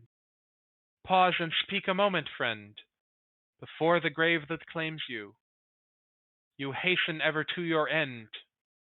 What other fate awaits you? Is this the same woman that was by the waterfall? No. Okay. They do not look the same. Okay. I assume not the one that was on the doe either. Nope. The one that was on the doe is very old. This woman looks like she is in her early 20s. She looks young and pretty, and her hair is in braids. The previous people you've seen were either under the waterfall was a little bit spectral, or the woman with the doe was very, very old and had white hair.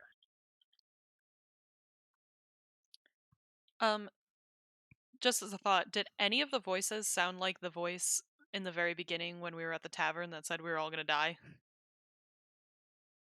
Make an intelligence check.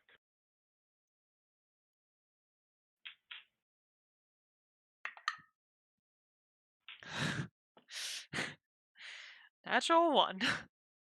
So 2. No. Nothing's coming to mind. I might have to put this die in the dice jail, but I've also rolled like 3 natural 20s, so I don't know. High risk, So, high reward, I guess. Iris, Yeah. Iris or Varys or Solora, would you like to do anything?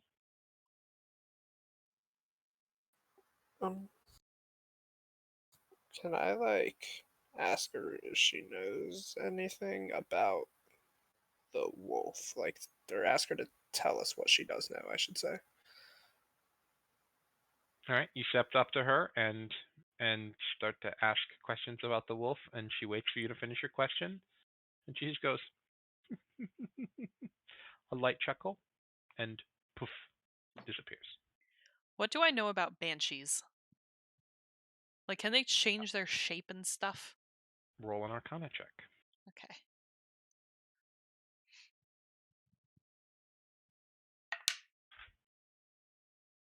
$19. Okay, I'm going to DM you. Okay. Oops, that's not you. Watch this DM just be like, no. I wouldn't put it past you. He just wants us to be intrigued. I like whispers. Even if they're memes.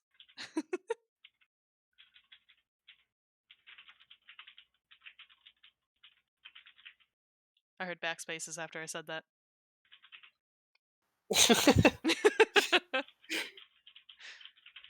Aya's memeing you.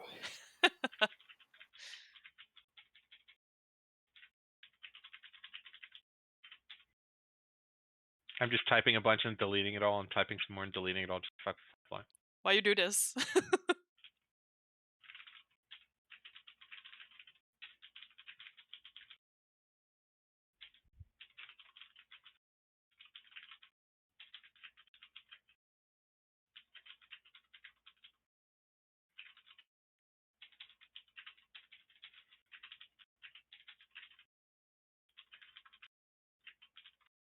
Have any questions while we're waiting, Ducky? Yeah, you guys can feel free to line up questions or ask me anything while I'm typing this out. Feel free to fill the empty air.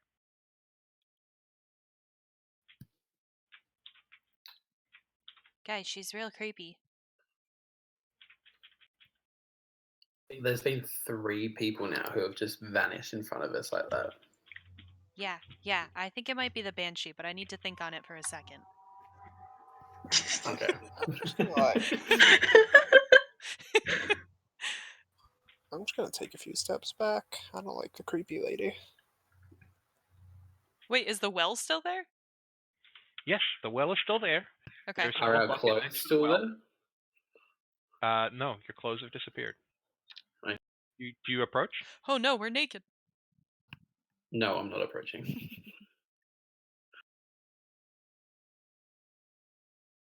Can I roll to see if I know of anything else that does that? No, that's what you got with your. Okay.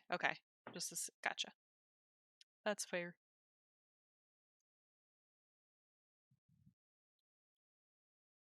Do you approach the well, or where do you want to go from here? So I've finished typing out my thing for Firefly. So what would I you thought all on it, like to do guys. from here? I think if it's a banshee, then it's a weird one. So I don't know. I think maybe we should just go to the cemetery and talk to the lady. Talk to Ilith.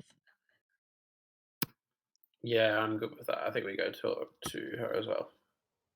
Yeah, Maybe that sounds like a good idea. Maybe she'll know about this weird, different person we keep seeing.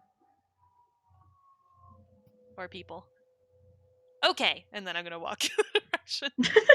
Okay, so you go okay, and then just stride along. You know, Yes. the shortest.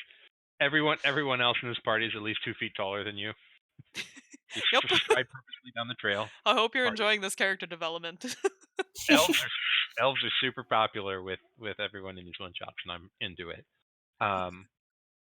And so you make your way back to the town, and you follow the fork off to the graveyard, and it is on the outskirts of town, sort of on the opposite side of town to where the tavern and inn is. The inn is, and you come across it. It's about a half hour's walk off, so you get there around 2 o'clock in the afternoon.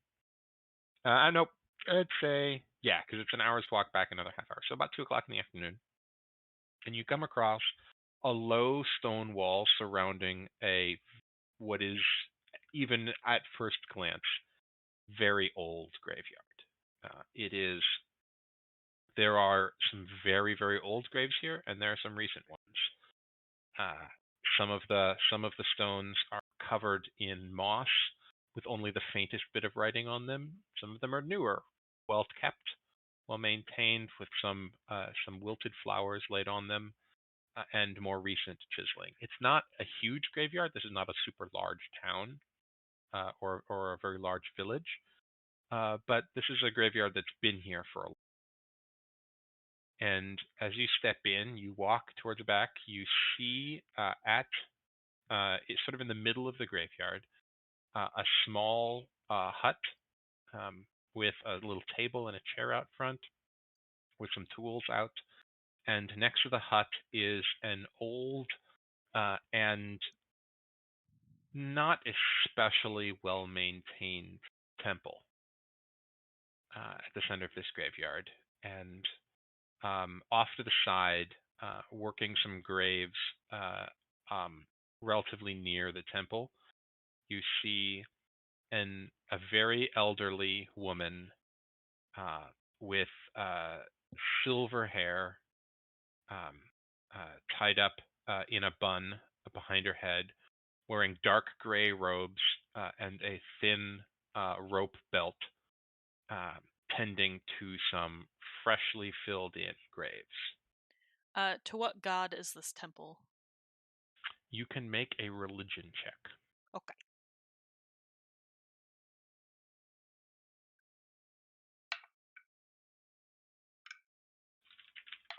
Sorry, the first one was cocked.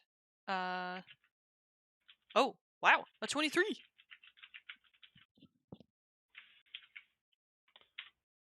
All right, so you see above the door, you see the symbol of 2 crossed spears and a raven sitting above the 2 crossed spears at the point of their crossing. And you recognize the holy symbol. I have DM'd you. Yeah, You yeah.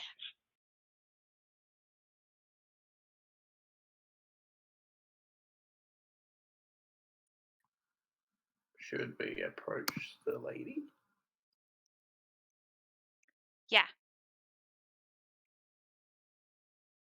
Yeah, you guys are welcome to do whatever you like. You don't have to wait for Firefly to Sorry, do. I'm just looking up some stuff. No. Yeah.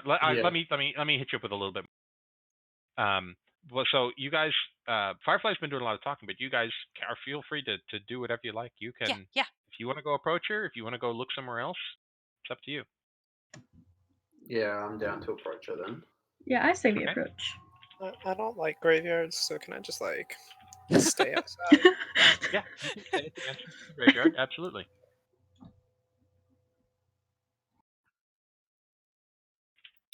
I approach her and I say, "Hi, are you Eilith?" Yes, I am Eilith. Who are you? You look like adventurers. She sighs. Yeah, we were sent here to help out with the wolf problem. So guess I'll be. She kind of scans the graveyard, making space for you soon. These, when she gestures at the graves in front of her, these were the last of your kind to come. Was it like, were their bodies found, or are they just the graves? No, they were. Well, they were not all in one piece, but they were all found, and you can see there are five fresh graves. And but they are interred here forever now. So, or at least until we need to move them into the ossuary. But they're here for the time being. So we were told that you saw the wolf and you've survived. Could you tell us a bit more about that? I did not see the wolf, but my parents told me the story of the last time it came. I was a child, but even that last time was not the first. This village and the cemetery is much older even than I. I don't remember it well, but my parents told me the story. The heroes came the last time the wolf came, and they all heard the cry of the banshee warning them not to go, but they dismissed her warnings and they died. As just as around her, they all do. One member of the group, though, tried to convince his party to give up, and he wanted to leave, but would not, could not, did not abandon his companions, and he did live. He's the only one who came back alive. And he returned to town, so my parents told me, and would not say what happened, refused to take the bounty, and left. And the wolf disappeared after that, and only has just come back recently. This was the last time when I was a child. She's an ancient woman. You suspect this was at least 80 years ago that she's talking about. Okay. Could you show us where the grave is of the daughter of the people that the went grave. way back in? Well, grave, there's nothing there. But yes, by all means, please, come with me. And she takes you to a quiet corner of the graveyard, and you see a small stone cairn with a plaque on it, just a piling of stones to mark a spot, well maintained. And next to it is a tree. And Varys and Kalira roll nature. Kalira with advantage. It's because you're a sea elf, that's why you don't get advantage. Yeah, all right. Your circle isn't forest. Spicy. So rolling for nature, are we? You're rolling nature, yes. Cool. Kalira gets it with advantage.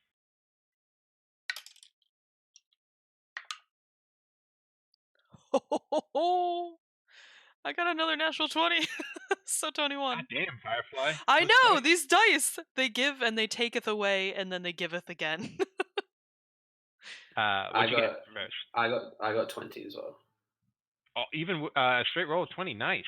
All right, so you both recognize this tree as a rowan tree, and Kalira, because this is your circle. Well, so your circle of the moon, but either way, you're still from. You're not from the I'm coast. from the You're from the forest. mountains. Yeah. Yeah. From the mountains and the forest. Yeah. You know that this rowan trees are not common here. This is an unusual tree to find here. Okay.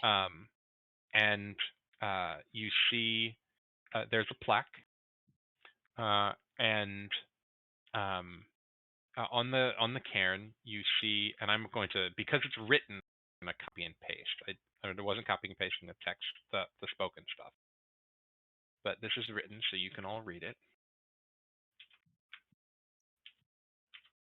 To those we lost to wolf's fell bite, do not fear the dark of night.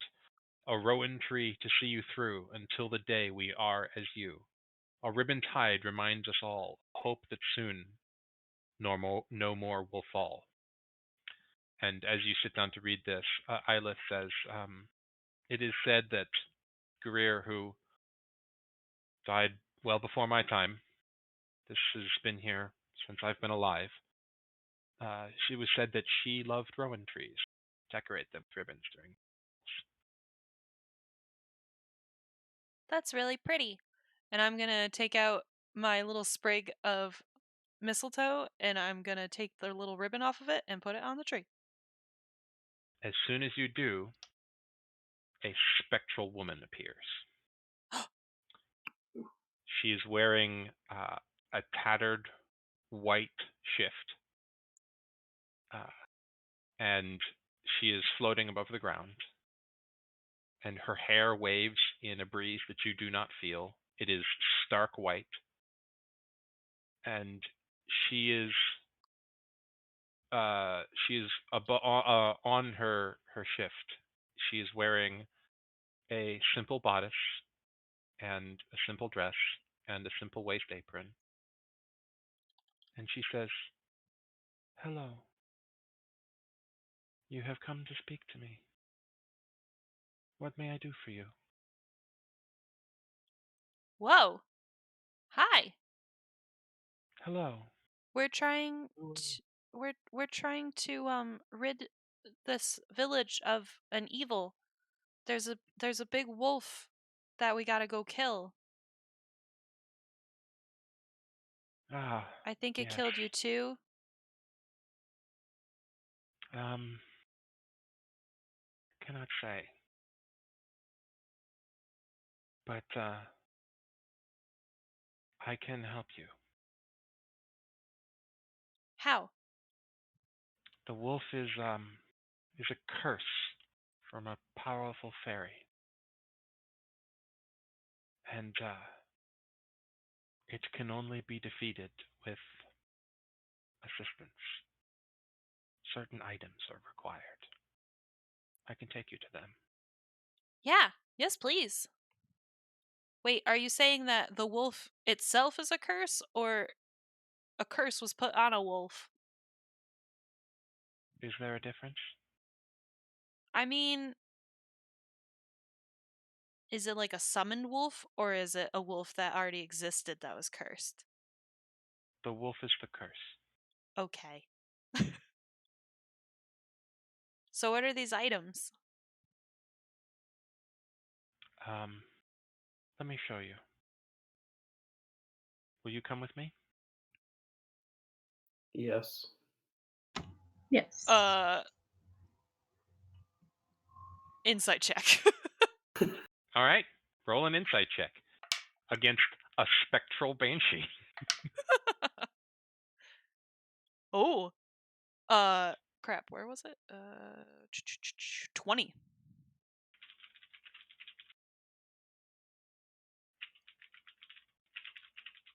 So many whispers. Yeah, I'm trying to do stuff like this insight checks as whispers instead of saying it to everybody, and No, then I like it. You can say how you want to communicate it to the party. Yeah, it's fun. I like it.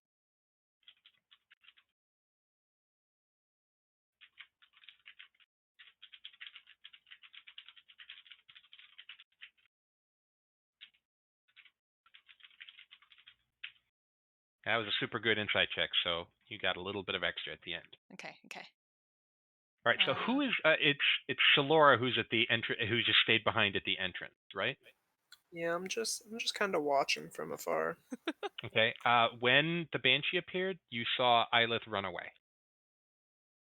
She ran back and she ran into her cabin. Uh-oh. Can I hold my bow and to get ready to shoot it if it tries to attack anyone? Yeah, absolutely. Okay. Yeah, just pull it out. You knock an arrow. You don't need to do anything other than that. But you're ready. You're ready to be attack hidden anything. somewhere if at all possible. Okay. Roll stealth. And I also need you to roll perception because you're a ways away. I rolled nat 20, so okay. for stealth. Nobody on the planet sees you. The gods see you, but because you're still technically. Yeah, 31's pretty stealthy. Yeah, that's pretty stealthy. But also roll perception because they are literally all the way on the other side of this graveyard from you, so you can't see very well. And whatever you roll will just let right. I rolled a nat 1, so 6. So you, in trying to be unseen, you lose track of the rest of the party, and you don't know where they are right now. Heck. Amazing. Right. So what else would you like to do? So you currently have this banshee standing in front of you. And since you were paying attention before, this woman looks like the figure, a spectral version of the figure you saw at the well. Hey, why were you washing our clothes in blood? You know what banshees are? You know what we do? I mean, I think so. Why don't you tell me, though? I warn. Right. I warn of death. Were you And- the one that yelled at us when we went to the tavern? Yes. Mm-hmm. And I always warn. And if I am not heeded, they die. But you are here. So And you're going to help us not die.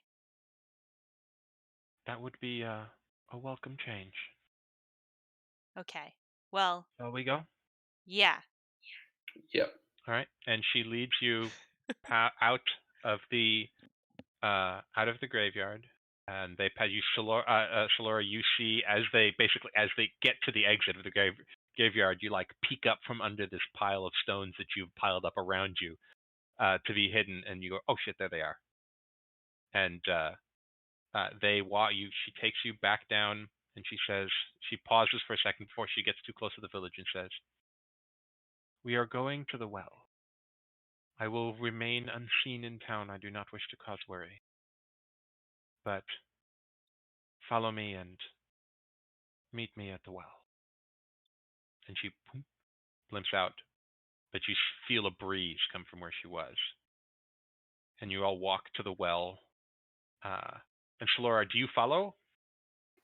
Yeah, but I'm gonna like follow from a ways back because I'm assuming the banshee doesn't know I exist. Okay, So roll I'm into gonna a like. stealth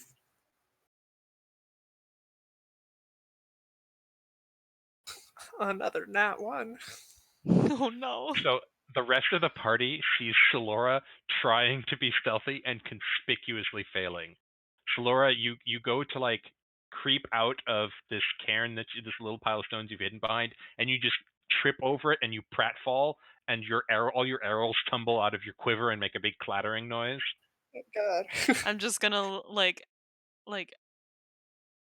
look like I'm not looking at them and be like, "You're doing a great job." Keep walking. You're doing great, sweetie. You're doing great, hon. All right. So Shalora, you pick up, and whether you can stay close to the party or not, but the party has seen you. A pretty observant party, even with your stealth bonus.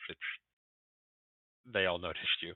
And you walk through town, and you feel sort of a comforting, cool breeze in front of you as you go through. You are comforted that the Banshee is guiding you, traveling with you. Either way, you know where to go. And as you get out of town and you approach where the well is, she appears just in front of you as she was, and she takes you to the well, and you walk up to it, and the bucket that she was washing her clothes in before is disappeared. It's not there anymore. And she leads you off to a small spot about 20 feet from the well, just outside of the well-walked clearing around it, which is now sort of grown up with weeds. And she points down and says, "Here, dig here." Hang on. What's the catch? I feel like there's something else we need to know. What do you mean? What are these items? What are these items, and why do we need them, and what do we use them for? They are to help you defeat the wolf. Without them, the wolf cannot be defeated. It is why they died. But, like, are these items gonna curse us, or hurt us, or, like, do bad things? That depends on how you use them. Come on, lady. Level with me. Trying to help your village. Heroic persuasion. Yeah, go ahead. This is Aaya saying yes, like, you're gonna fail. But sure. That's a 2. That's a 2. She just looks at you and she smiles and she says, "What you do with the items is up to you. Whether you choose to curse them or whether you choose to bless them is up to how you use them." Okay. So what's the item we're digging for right now? You will find when you dig. Can you tell us before we start digging? But this spoils the joy of surprise. Never Dig been and you one shall for find. surprises. Then someone else shall dig. Or you shall die. Not by me, but by the wolf. Well,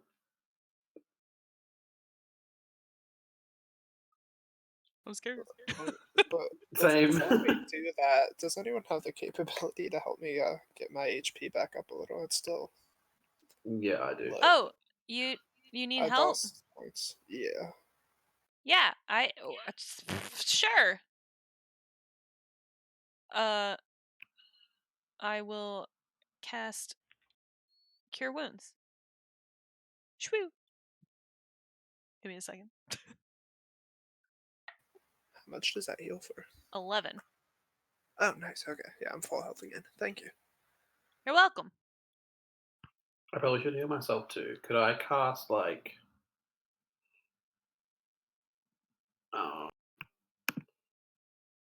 because Goodberry technically gives you one. Goodberry gives you 1 hit point, but you can eat as Yeah. many as you like. So if you Yeah, cast could I- Goodberry, it creates 10 berries, which you can then eat and restore 10 hit points, or you can eat 1, restore 1 hit point, and pocket the other 9. It's up to you. Yeah, I might just do Goodberry and then eat every single one. Okay, cool.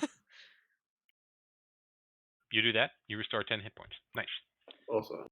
So, the Banshee is just standing there, still pointing down at the ground. Well, floating there a bit.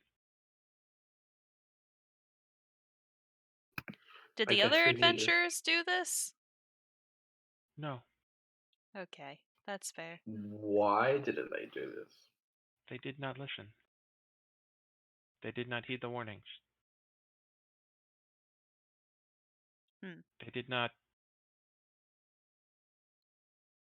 think outside themselves. Okay. I'm gonna just start digging, I guess. Okay. Doesn't Because take I you long. want to know.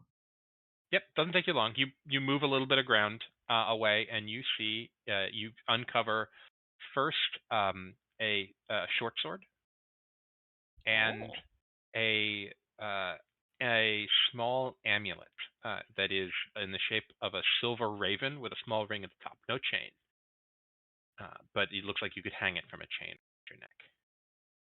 It is a silver raven. There. You now have what you need. When Wait. you are ready. What? Actually, I'm gonna DM you. Okay. And she looks at you and says, "You the red one. What questions can I answer for you? I sense unease." She's looking at you, Salora. Oh, sorry. What was the question that she asked me? She said she senses unease and asks if you have any questions for her. She said that if we don't do what she says, we're gonna die. Is she gonna be the one to kill us or attack us? No. I will not attack unless I am attacked. Am I able to Is the one that does the killing. Okay. Am I able to roll like perception or investigation beforehand so that we can? You can. What are you trying to know? That'll depend what you roll. You can definitely roll something. Just what do you want to know? I can just to check if it's like if I can see any obvious like traps or like dangers. You can roll investigation to see if these weapons are trapped.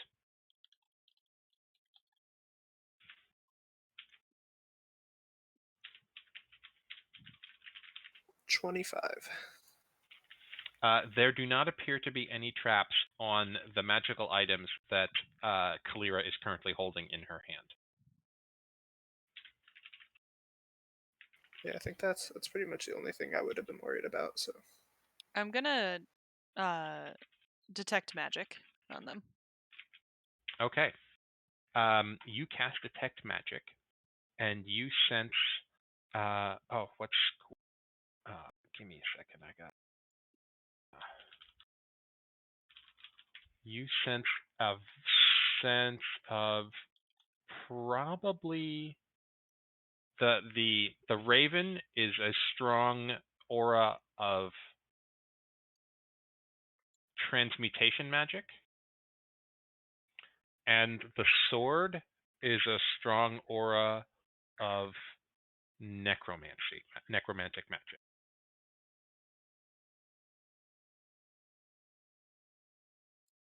And what's the is that like a symbol? But it didn't have a chain, right? You said it could be like worn like a necklace or something. I'll save you some time. Make an Arcana check. Okay.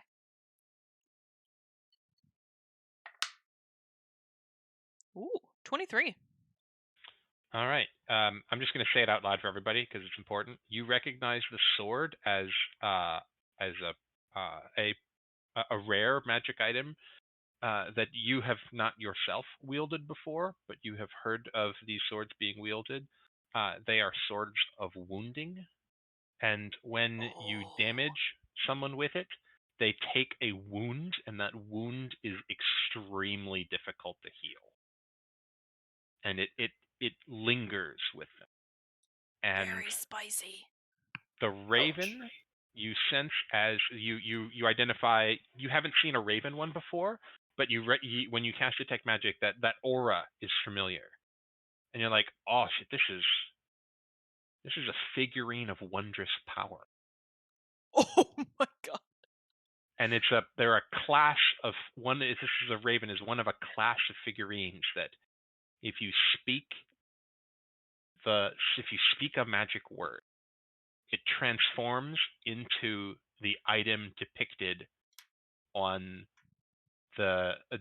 by the figurine, and the animal form stays with you for a time, and then becomes the statue again, and cannot be reused for a certain period of time. Oh man, it's And like a some of them defend you, some of them send messages, some of them you've heard of one that is in the shape of a fly that transforms into a giant fly that you can fly around on. You've heard of a particularly famous set that are a pair of golden lions that transform into lions and serve as protectors and guardians of whoever bears the figurine. And you hear, and the banshee sees the light go on in your eye. She smiles and says, see now why these will help you? Yeah. Okay, so what does the raven do? And what's the word? Well, you hear a voice whisper in your ear. And I'm actually going to copy and paste one idea. I did this last night. Okay. And I'm so excited. you've now heard the word and know how to pronounce it. Excellent. So the first word is the literal spelling, and the second word is how it's my best guess. It's a Gaelic word. Oh, okay. And she says, don't say it too early, because the raven only stays with you for a time, and once its mission is done, it cannot be used again for some time. What does it do? And it becomes a raven. Yeah. Okay. But like does it It can bear messages for you. It can inspect things for you. It can do what a raven does for you, but magically. It can't attack? I'm sure it could. Can ravens attack things? Have you ever seen a hawk harried by ravens in the sky? Hmm. It is not a familiar. It's a raven. It is simply a magical one. Well, that's real cool. Are these the items you were talking about? Just these two? Yes, just these two. Okay. Is there anything else you can tell us about this wolf, though? Like, does it have weaknesses? Or, She takes a deep breath, and she you don't hates hear her. me. You don't. She takes a deep breath, and in not in a "you're bugging me with this questions," but in a you see this look across her face, like she wants to say something, and she takes a deep breath, and you see her face move a bit, and she just breathes out and says, "Curses are tricky things. Wait. You're not allowed to say, are you? Such are potential effects of curses." Wait. Could you write it? No, that's No. silly. You would have done that by now. Can you act it out? Also, she waves her hand, and it literally passes through you. She says, "Pens are difficult." Mm-hmm. That's fair. Charades? Do you know charades? Can we do that? What is charade? Okay, so you have a word, and you you know what? I don't know how to play charades. Basically, you act it out. Can you do that? Or is that bad too? Curses are tricky things. Ah, that's a Could bummer. could you maybe tell us where we could find more information about this curse in town? I can tell you where to find the wolf. Okay, I well, mean, that's good. that works. When you're ready, whenever you have time, it need not be now, it need not be tomorrow, when you are sufficiently prepared, go to the edge of the forest. It will meet you there. Bring these. It will appear. Okay.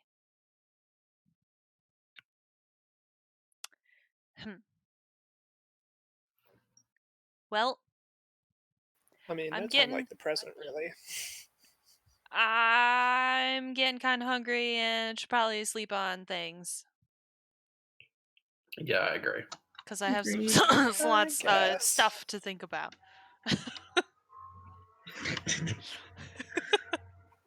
And she wants to eat her food.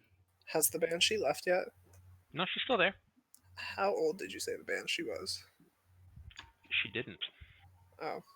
Hey, lady, how old are you? Old. Oh. Can I date the banshee? What? Swear to God. Who the fuck is with the Glow Forest and their weird D&D fuck simulator? Apples is in this game, people. Yeah, I said date. No, that's wholesome. It is. I didn't do anything to the ghosts last time either. I just dated them. Solora's poor ghost girlfriend went to the great beyond last time. I got a thing for ghosts. No. All right. So, how would you like to broach the subject? Please feel free. Like, I'm down to roleplay this. Go to town. You've been so helpful to us, and Oh my God. I'd really, I'd really like to take this connection to the next level. I can't even talk, but will you be my partner in crime? Scream at me every now and then. You wish to die as well? I mean, Oh my God. if we can date first, I'm willing to, discuss the topic. What are we dating? All right, A day, never a year? mind. Oof. she's too complex for me. It's like dating a poet. I was never one for words.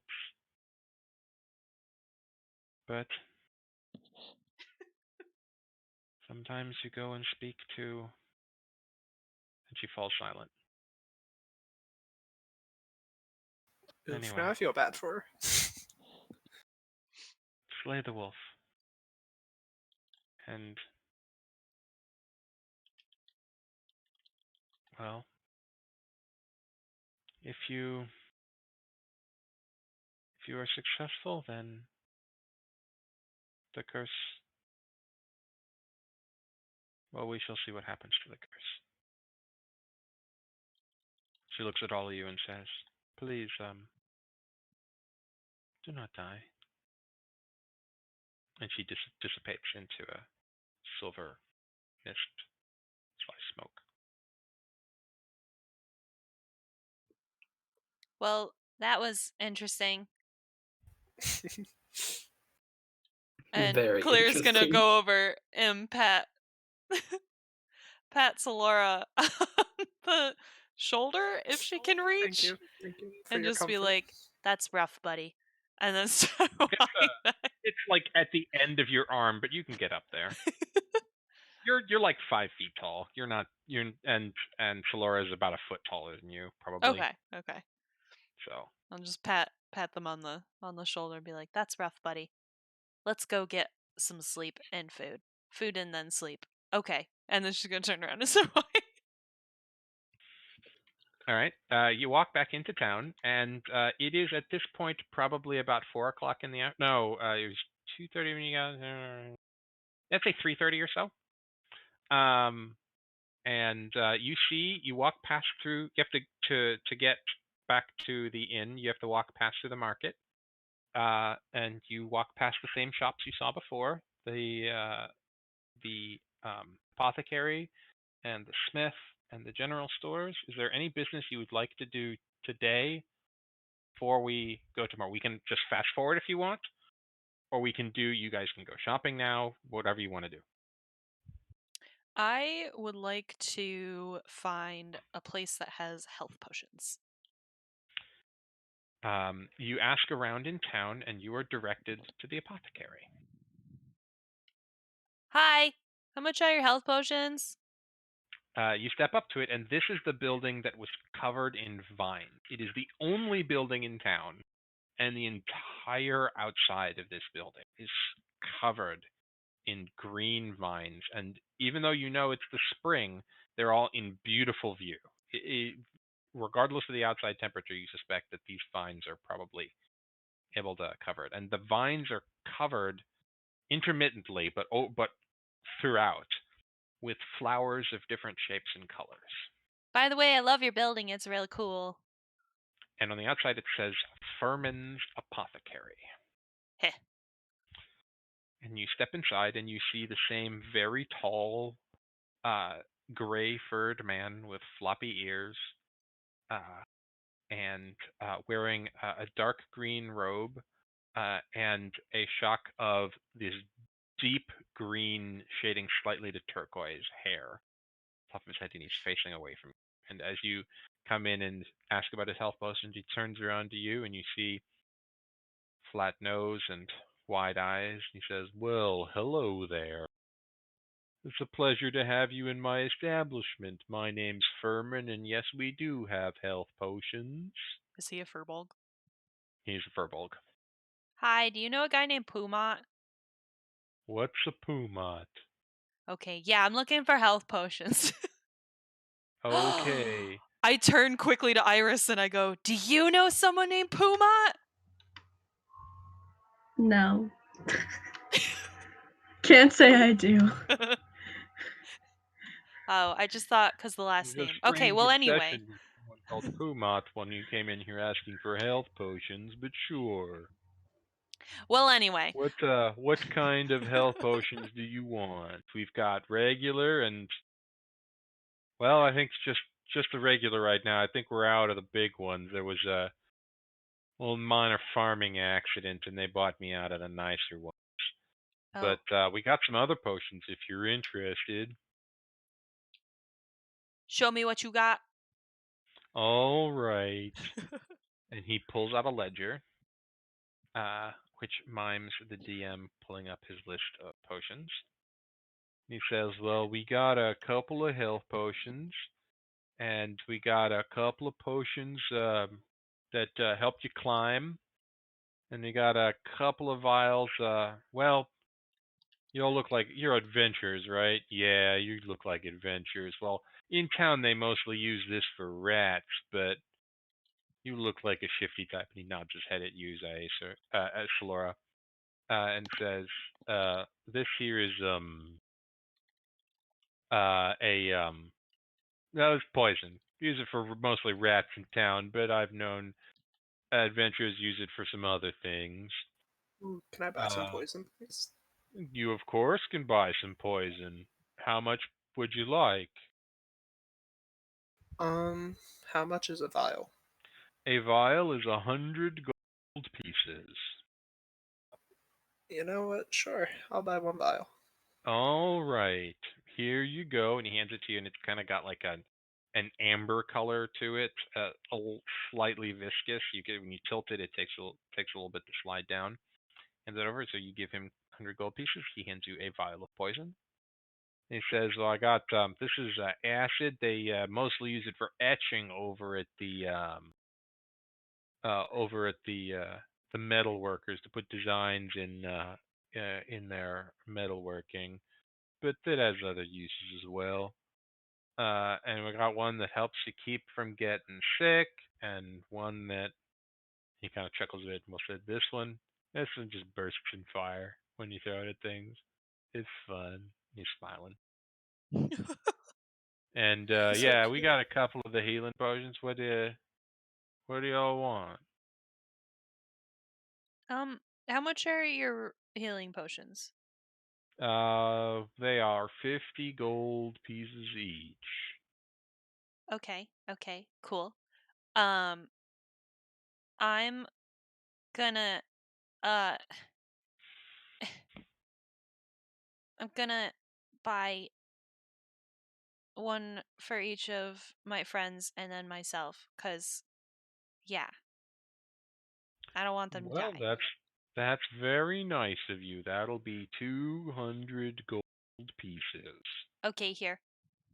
Okay, you hand over 200 gold, and he puts 4 health potions down on the counter.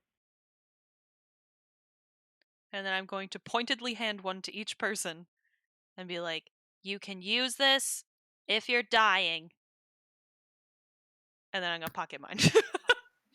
Okay. Thanks. I just like hug Kalira. I hug you back. I'm just gonna nod my head. It's just a regular potion of healing. Okay, is that 2d4 a... plus 2 healing. Oh, I'm sorry. What was it? It's 2d4 plus 2. Okay. Okay. I should be able to look that up, right, under equipment? Or... Yeah, if you search for Okay. equipment, search for healing, type in healing, and it's the one that's black. It's the common one. Okay. The text is black. The other colors are better healing potions that have higher rarities. And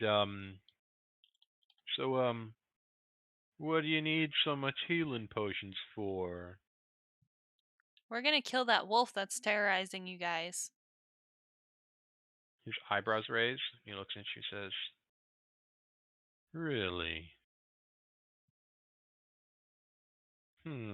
I look at him and I squint and I say, "Yeah." Well then, you're not the first to come to me for that, but maybe you'll be different than the last ones." He looks a little bit sad. And he reaches under a counter and says, "I like you. Maybe this'll help." And he slides over to you a slightly nicer healing potion. Oh. Good luck. Wow. And I mean this sincerely. Don't die. We'll do our best. And when you're done surviving, come back and sell you some more healing potions. Is this a greater healing? It is a potion of greater healing, yes. Oh.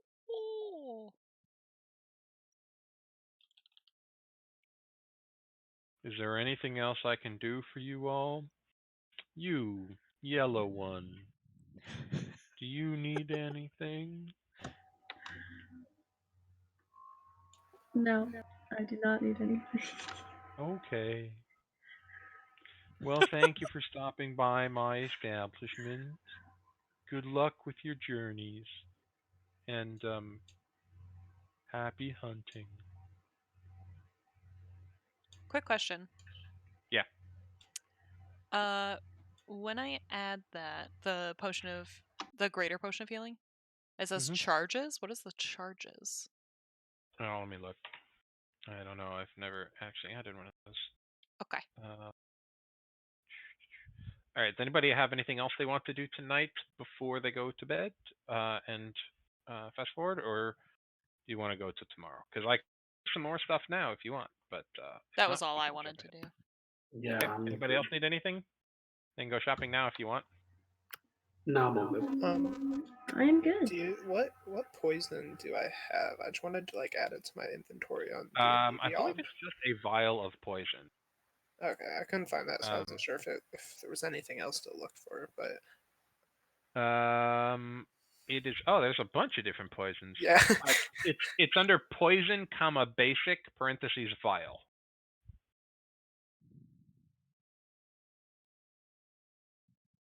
okay, I found it. Thank you. So Firefly, this means you can use it once. There's only one charge. Use it once and then it's gone. Oh, okay, interesting.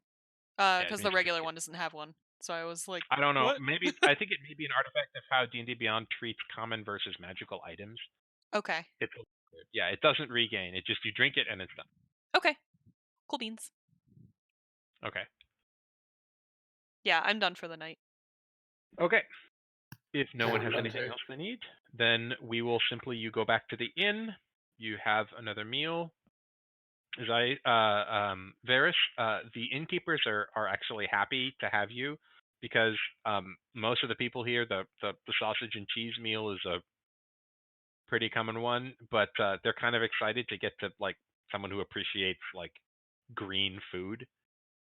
So they enjoy like making. They've prepared some special mushroom dishes for you back and hopes that you would be back for dinner. I love mushrooms. Oh. So you all have a good dinner and you get plenty of rest. You get a long rest. Spell slots come back and all of health points come back. And Ducky, if you just click long rest and then it'll pop up and you say take long rest, it'll just reset everything on your character sheet. That it gets Awesome. reset on all. Super useful. You don't need Got to- it. Thanks. All right. So you wake up in the morning. It is sunny outside. It is another crisp, clear morning, a little bit warmer than yesterday. It is appears to be the spring is coming and winter is departing. And you wander downstairs, and the two innkeepers there, who are at present unnamed, they look at you and say, "Is today the day?" Yeah. Yes. Well, good luck. Please come back come back when you're successful so we know. We'll make sure Fergus is waiting with your reward. And if you're not back in a couple of hours, we'll send people to collect your bodies and make sure you get properly Okay. Thanks. You're welcome. Good luck. Bye. Don't die. And the dwarf goes, "Yes, please, do not die." She shakes her head and whispers to her wife, "So much."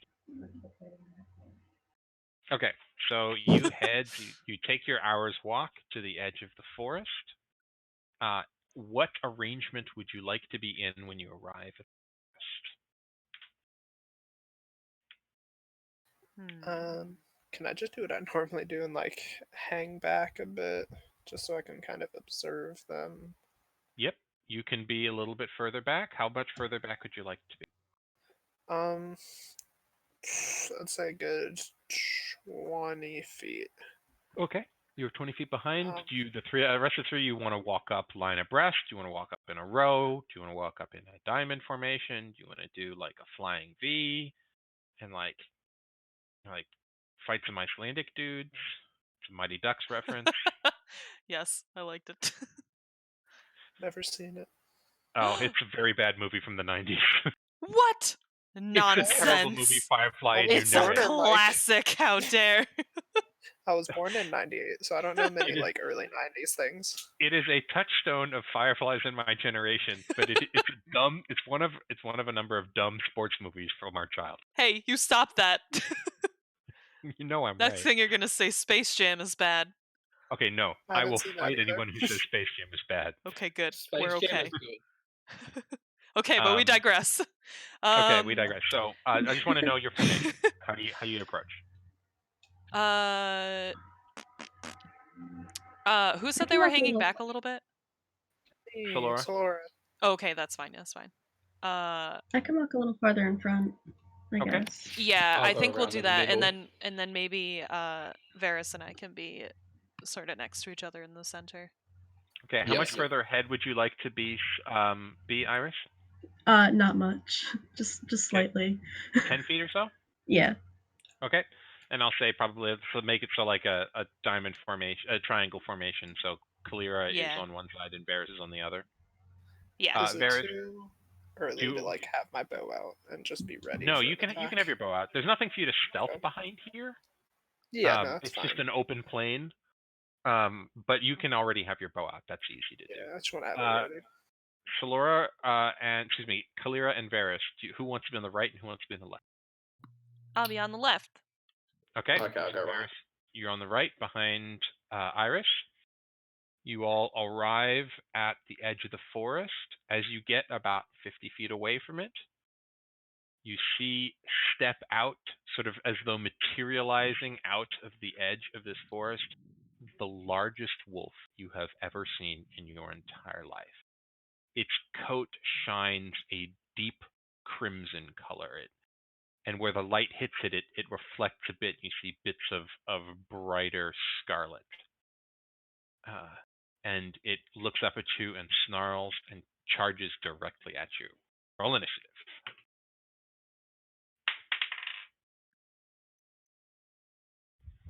One of these days, I will be a monster who rolls initiative that isn't for shit.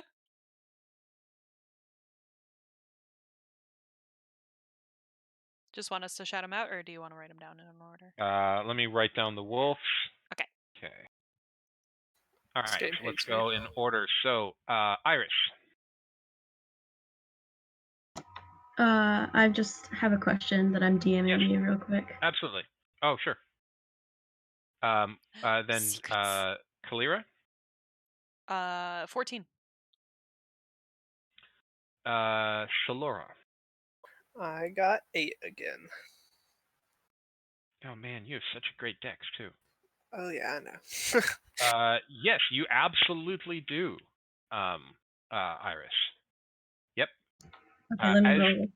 just before the wolf starts to step out, you feel your quarterstaff vibrate in your hand a bit.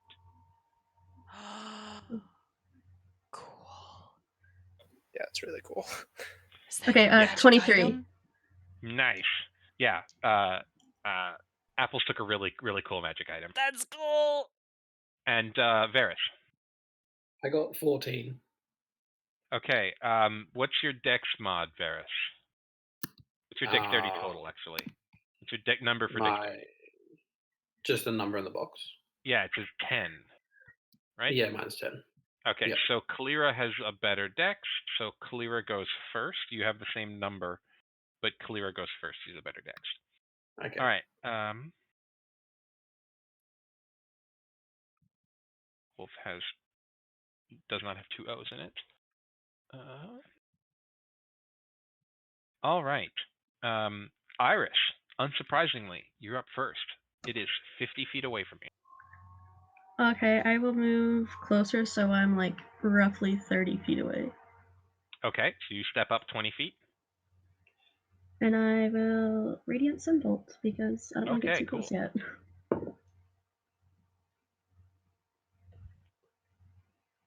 Does 13 hit it? No, it does not. Can I try again though? Because I have 2 attacks. Yes. Oh, we forgot your 2 attacks before. Yes, absolutely. You get 2 attacks at level 5. Oh my god, monks are so cool.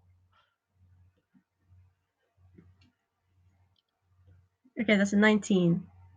19 just hits. Nice. Cool. So 10 damage. Okay. You also have a bonus action attack, and you have all of the options available to you by spending key points as a monk. Okay, I will spend a key point to do Flurry of Blows to do it 2 more times. Okay, great.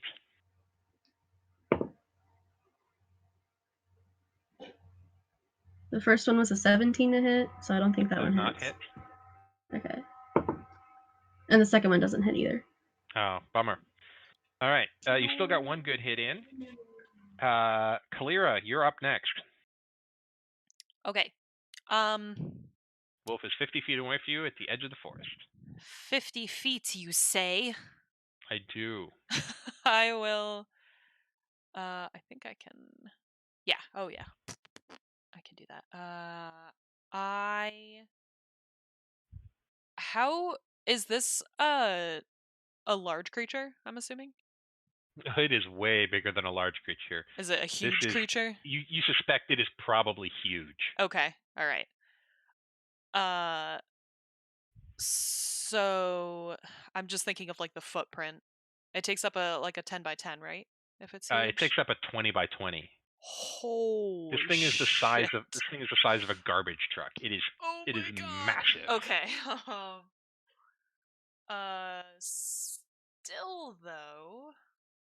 Oh, I didn't read that. Okay. I'm gonna take my move. Actually, I don't need to. I'm gonna move up 20 feet. Okay, so that puts you still 10 feet behind Iris. Yeah. It's huge though. It's probably got massive movement. You know what? I'm gonna stay where I am because I got the range anyway. Okay, I'm so gonna you stay don't where I move. am. Right. I don't move. I'm gonna cast spike growth under it. Okay, what does spiked growth do? So it is the ground in a 20-foot radius centered on a point within range, which is 150 feet.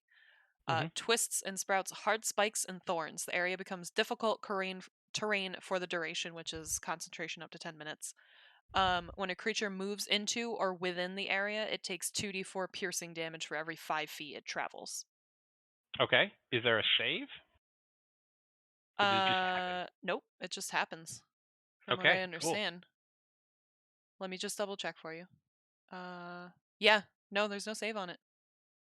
Okay, cool.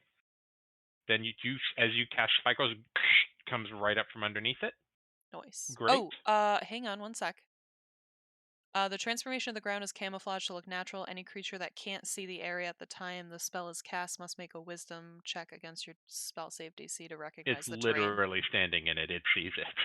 Okay. Yeah. I'm just checking. I saw there was it can definitely see it. It's standing in the area. Okay, perfect. The circle is the space it's occupying.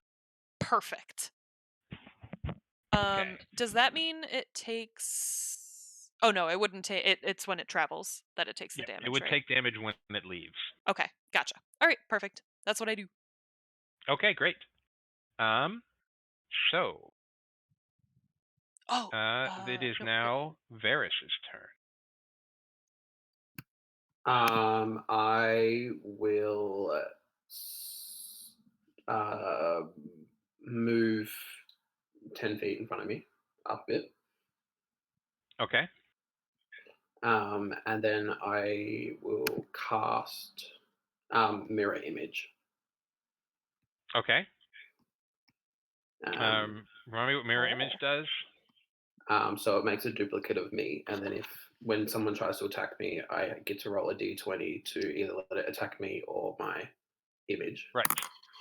Nice. Nice. Anything else? No, that's it. My turn. Okay. Oh, hold on. Oh no, yeah, that's it. I'm good. All right. Shalora, the wolf rolled fucking garbage initiative, so it's your turn. Oh, dang, okay.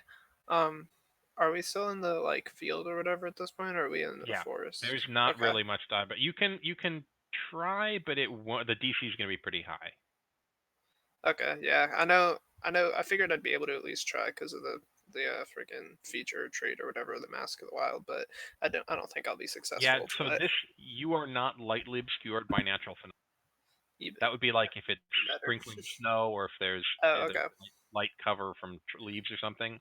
Yeah, you're Okay, essentially out in the open in a field. I mean, I don't really have any other useful things to use the bonus action for, so I'll use my bonus action to try to hide. Okay. 125 feet away from it. You said you were 20 feet behind the party, which means you are 70. 70. Can I? My movement speed is 35. You can back so up can if I you want. hide 100? Yeah. Can I you like can go 100 try feet to away hide from it. about 100 feet away? Yep. Go ahead. Damn, yo. I rolled 29 on my stealth check. Yeah, it doesn't see you. Okay. And then I'm going to attack with my longbow. Is there anyone close? Like, do I get sneak attack on this? You have advantage on attack rolls, so you get sneak attack. Oh, okay.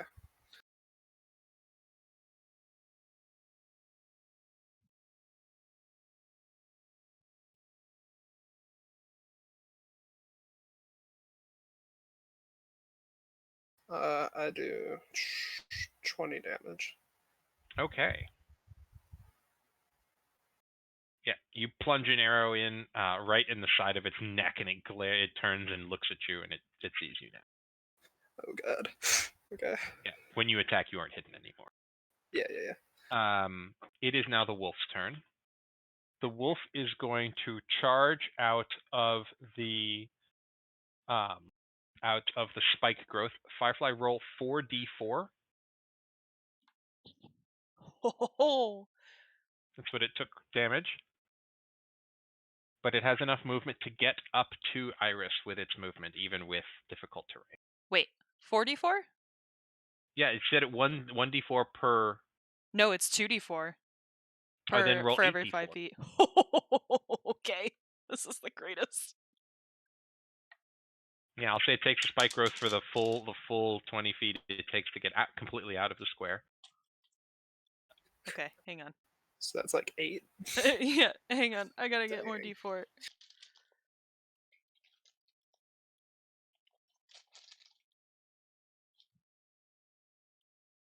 Okay, while Firefly is rolling that damage, it is going to bite at Iris because it's the closest thing to her.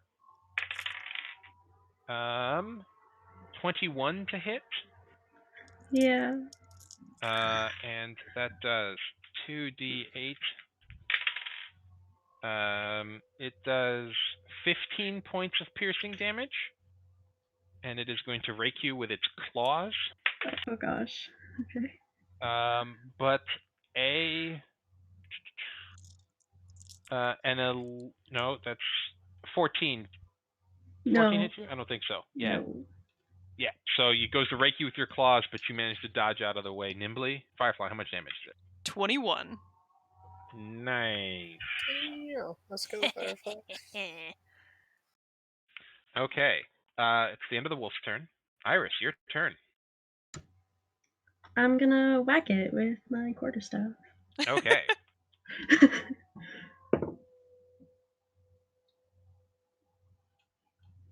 19. 19 just hits, yes. Cool. 9 points of damage. Okay. That is 9 points of damage.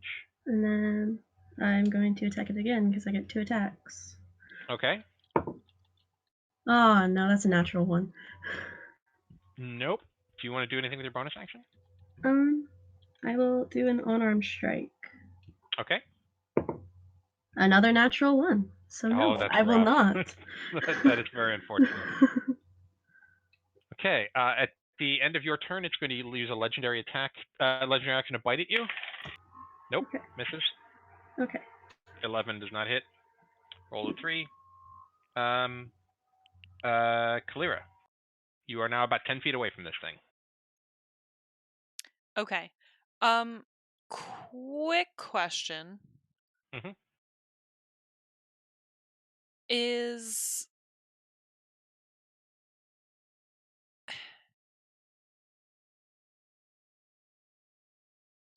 a No. what? Is a curse a magical effect? Yes. Okay. Because I forgot that I added a 3rd level spell. I don't know if it's gonna work though, and I don't know if I want to burn that slot. I'm a It's up little to you. stressed. It's your turn. You're on the clock. Nah.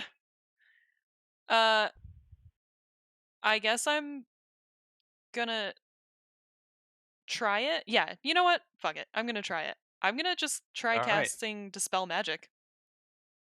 All right. So you. Oh, so by the way, I need to double check. Who has the short sword? Yeah, I was just gonna Who ask who has the grabbed that. raven?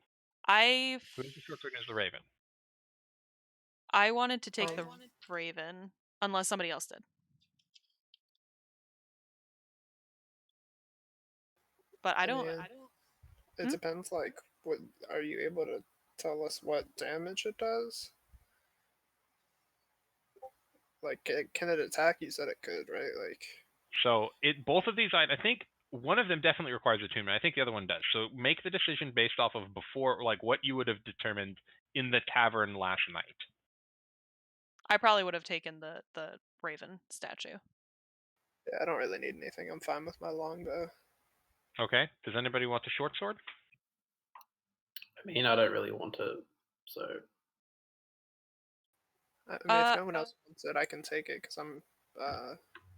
It's one of the weapons that I'm proficient in. So. Yeah, you should take it then. Yeah. Okay, sure. I'll take it and use that All right. instead of my So rapier. I'm just going to add it to your character sheet. And let's see. Oh, that's the wrong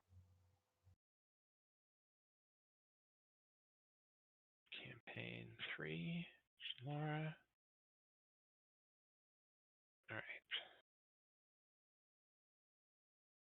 All right. All right. It is a short sword of wounding. I'm adding it, and I'm going to attune you to it. All right. So it is now on your character sheet. You can reload the page and see what it does. And Kalira, I am going to add your item. It is the figurine of wondrous power, Silver Raven. It does not require attunement, so you can just have it on you, and you know the magic word. So you can Cool. reload your character sheet and see what it's there. All right. Varys, we... Wait, it was still my turn. All right, it was still Kalira's turn, yes. Yeah, That's yeah. right. Oh, yep. Okay, cool. There it is. I was casting Dispel Magic. That's right, yes.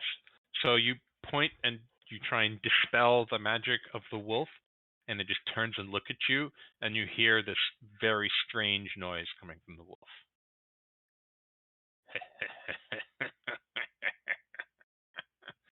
It has no apparent effect. Hey, don't laugh at me. That's rude. And then, just give me 1 second. I want to look at this really quick.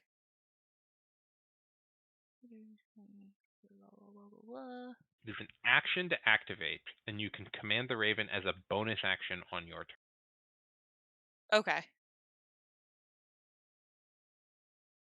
Oh. I see. This is really heckin' cool item. Yeah, mine's pretty neat too. Yeah, they both are. I did say, I gave Firefly the option. I told her this is the one with the better loot. Yeah. But you could die. No, I mean, I'm all for it. All right, note to self. Shalora going to die. Yeah, Oh man, no! If it happens, it happens. Sorry, I just want to make sure I know what this means first. I mean, I feel like I stay back like 99% of the time, so Yeah, I'll probably you're, be okay. you're unlikely to be killed. Unless Okay. everybody dies. Yeah, like at that point we're screwed anyways, probably. So. All right. And then I think. All right, Firefly, what you got? Yep. As my bonus action, I'm going to move away from you if you don't tell me what your bonus action. Sorry, I forgot that I didn't have push to talk. I was saying things. Bonus action is wild shape into a dire wolf. Okay, great. You wild shape into a very large wolf that is not nearly as large as the wolf. It's not Cool. about the size. I mean, size matters a bit. It's how you use it. Okay. Varys, your turn. I'm going to step back another 10 Okay. feet All right. to start with, You are and then 60 feet away from it so now. I should be. No, you're probably How about 30 long? feet away. Yeah, you're about 30 Yeah. feet away from it now because it charged Okay, cool. forward.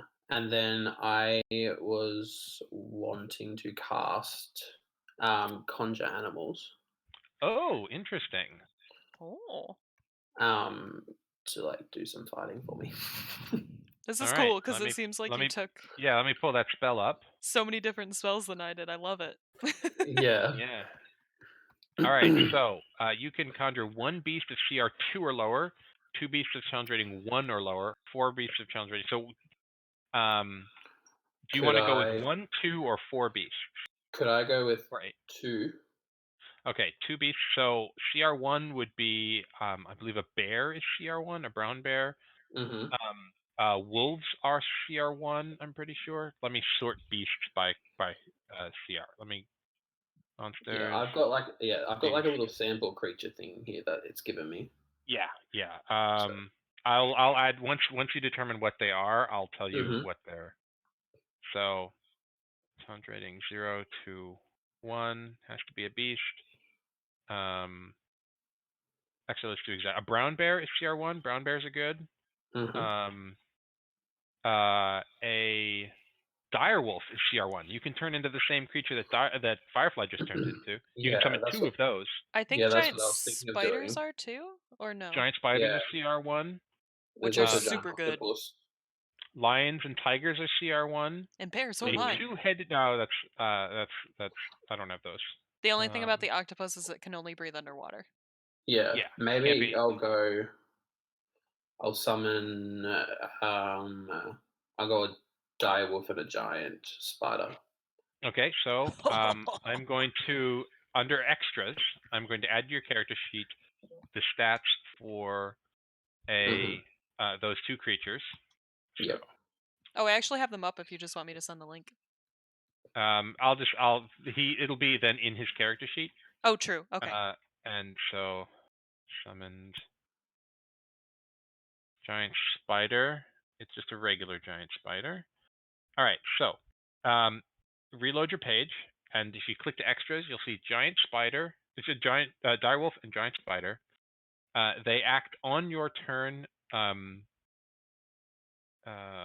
think it's usually some creatures usually act immediately after you, and it requires your bonus action to command them, if I remember.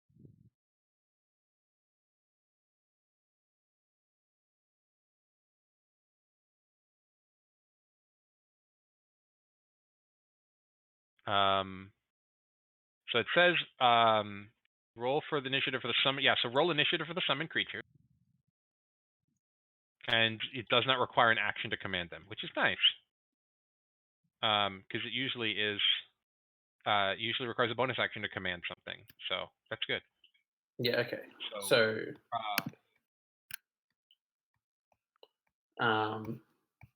then can I use them to attack now? Yes. Roll a d20. Mm-hmm. And tell me what the number is. 18. All right. So they have an initiative of a 20. Mm-hmm. And they will attack when initiative count 20 comes back around. Okay. So the spider has better dex than the direwolf, so I took the lower of the 2 because they act as a group. Either way, they will act immediately after Iris. Okay then. So unfortunately, because the summoned creatures, it's weird. Sometimes you get roll good initiative, and that means they don't act right away. So you have to actually wait till the next round rolls around before they go. Okay, cool. But that's a really cool idea. I'm super into that. You now have appearing next to this thing. I think, do they appear with you or just appear where you conjure them? So range 60 feet, you can just drop them one on each side if you want. Yeah, I believe I'll put one on each side of them. Just, yeah, like next to them, sort of. Okay, great. That's great. So, that's super cool. Really into that. Shalora, it's your turn. Okay. Is there anyone that's like around 30 feet Oh, away yeah, it's from me? surrounded. Yeah, it's surrounded. Oh, okay. I just want to like go not hide behind someone, but like stand behind someone. I mean, I can try to hide, I guess, if I'm Okay, using you the can't hide movement anyways. behind. But You don't have a racial ability to hide. So that's actually a racial ability for. oh, okay. What about So I'm gonna say there's not any. I gave you hide once. It now knows that you're hiding in the grass, and to okay? watch out for that. So it's not. You're not gonna be able to hide again this combat unless Okay. something extreme happens. There's nothing to hide behind. Okay. When you use dash, does that makes you go farther than if you just walk normally, right? So dash is you can move your movement again. So it's if you have a movement of 35 feet, right? Because you're wood elf. Yes. Okay, so you can move 35 feet on your movement, and you can go another 35 feet by taking the dash action. So essentially, you're moving by using action, and because you're a rogue, you can dash as a bonus action. So you can move 70 feet on a turn, and still have an action to do stuff. Okay. Well, Now, I will say, if you wanted to dash into the edge of the forest, you could try that. how far is the edge of the forest from the wolf? I'd say the edge. It's about 40 feet from the wolf, but it's a ways away from you because you were hiding away from everybody. So it's about 100 feet from you, but it would be plenty of great places to hide. Okay. I want to try out the new item. So can I just like, or well, I can't do it immediately, but can I go forward and attack with my go forward as long as I can using dash as my bonus action? So I guess 70 feet. So I'm Hmm 30 feet away and attack with my longbow You as my absolutely base can. action. Okay. Yeah.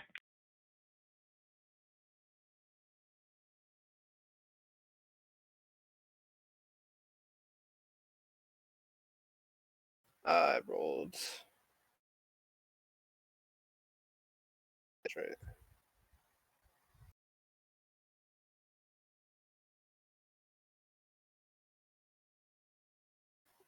Yeah, just a 12.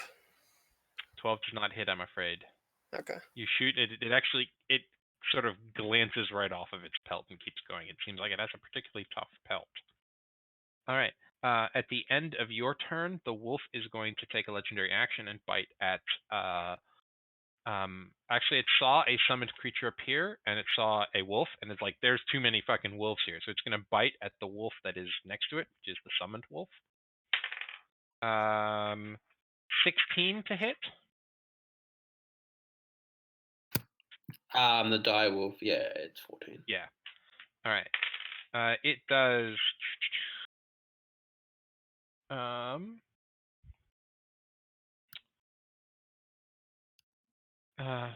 can't. 19 points of piercing damage. Okay, so I can edit that myself, can't I? Yep.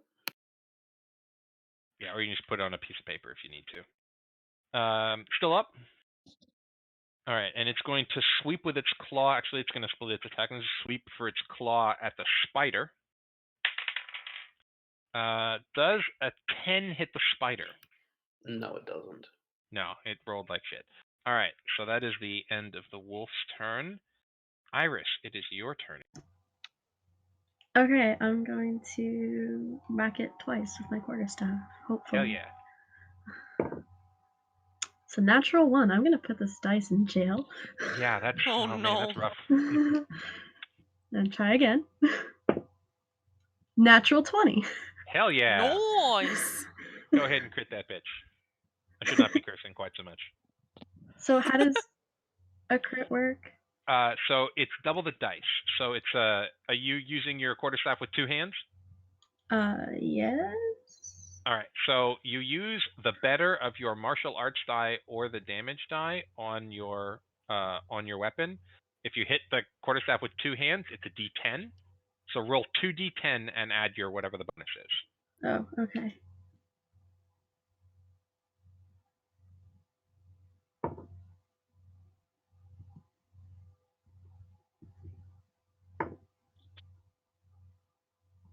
Uh, 13 points of damage.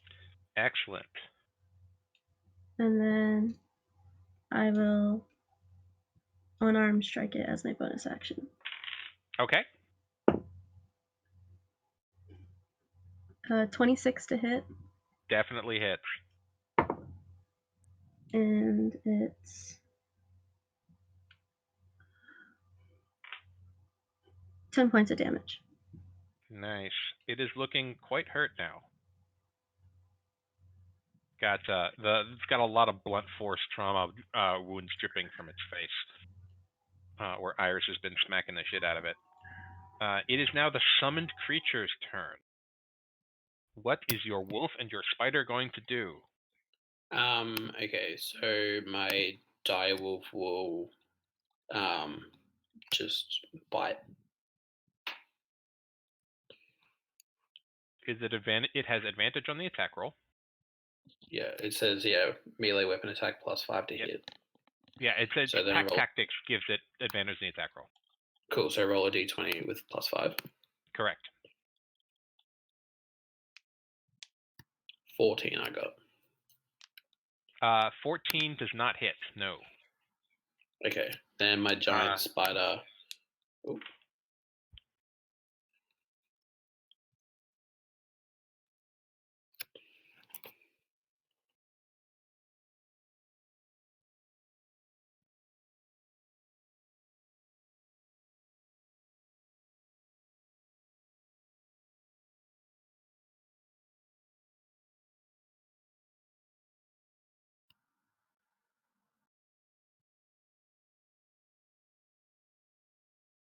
So is a giant spider going to bite or is it going to web?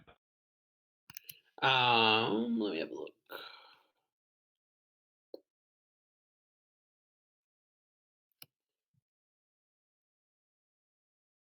I'll probably do bite as well. Okay. Give me a second. 23. 23 hits. Nice.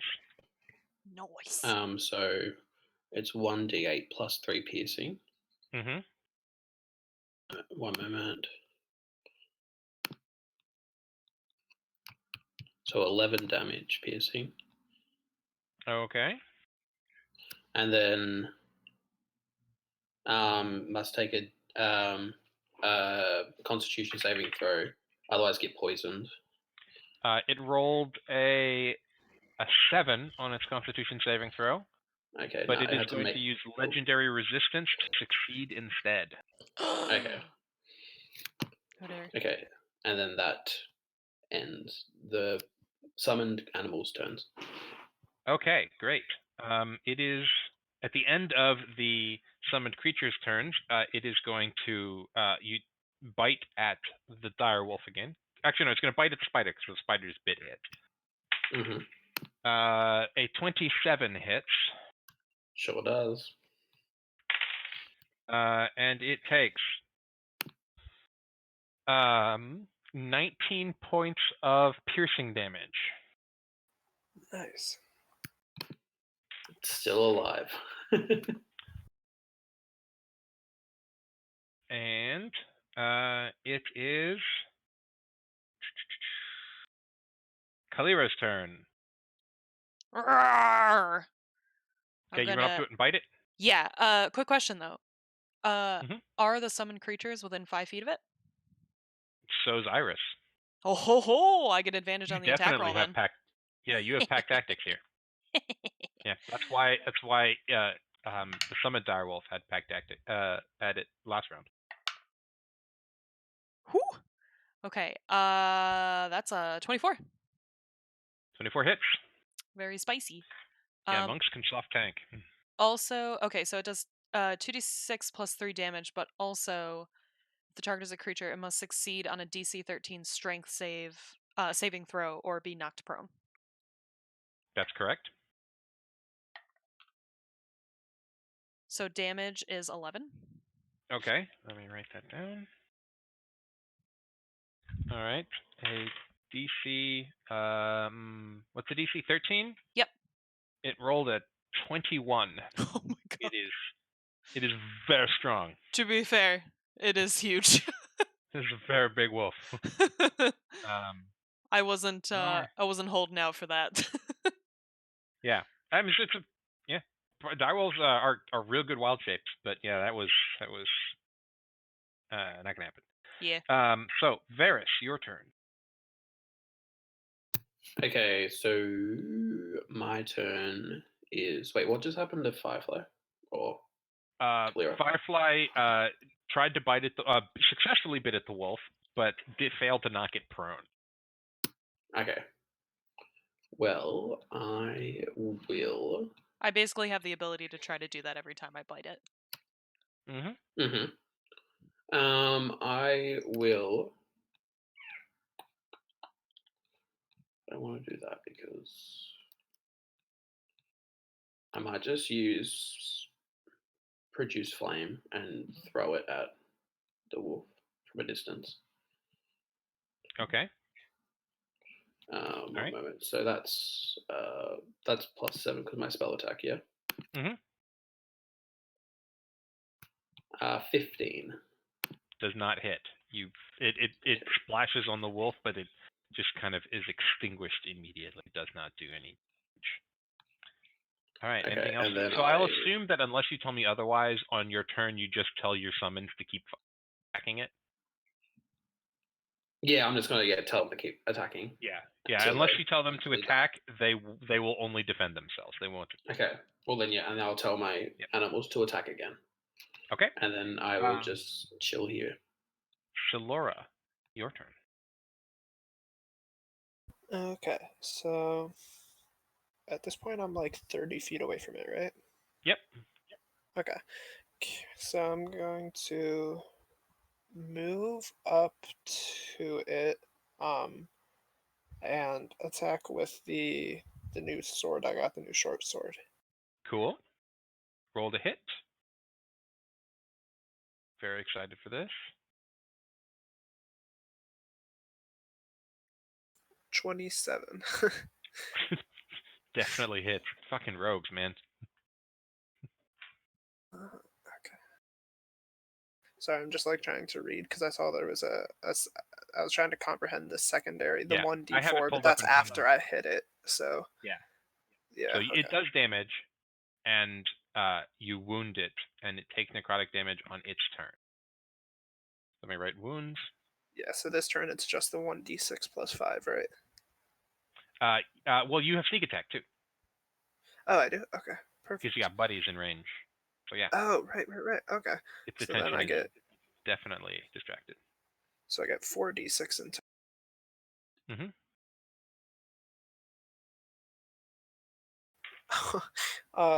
24 damage. Damn. Nice. All right, and that is Holy cannoli. 4. All right, it is that you stabbed into it and you caught it right in the neck, and you see this enormous gash open up. It is very, very hurt. It is going to use legendary action to attack you because you just that hurt it very, very badly. I forgot to say after I attacked it if I could use my. I know it's probably gonna have attack of opportunity, but can I use my bonus action to disengage? Disengage does not draw attacks, but you moved your 30. You moved your 30 feet to get up to it, so you can disengage and step 5 feet back. That's all the movement you got left. Okay. Yeah, I'll do that. All right, so that puts you out of its range because nice. So it will instead panic swing at. Let me roll a d6. Firefly. Of course. Sorry, it's a Firefly. natural 20. Ow. On the bite attack, so I need more d8s. Mm-hmm. That's 3D. I need a fourth D8.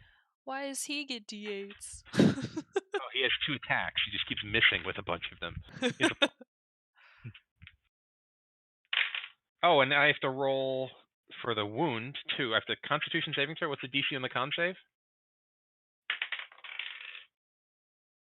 It fails, but he's going to use his second legendary resistance to succeed and cancel the wound.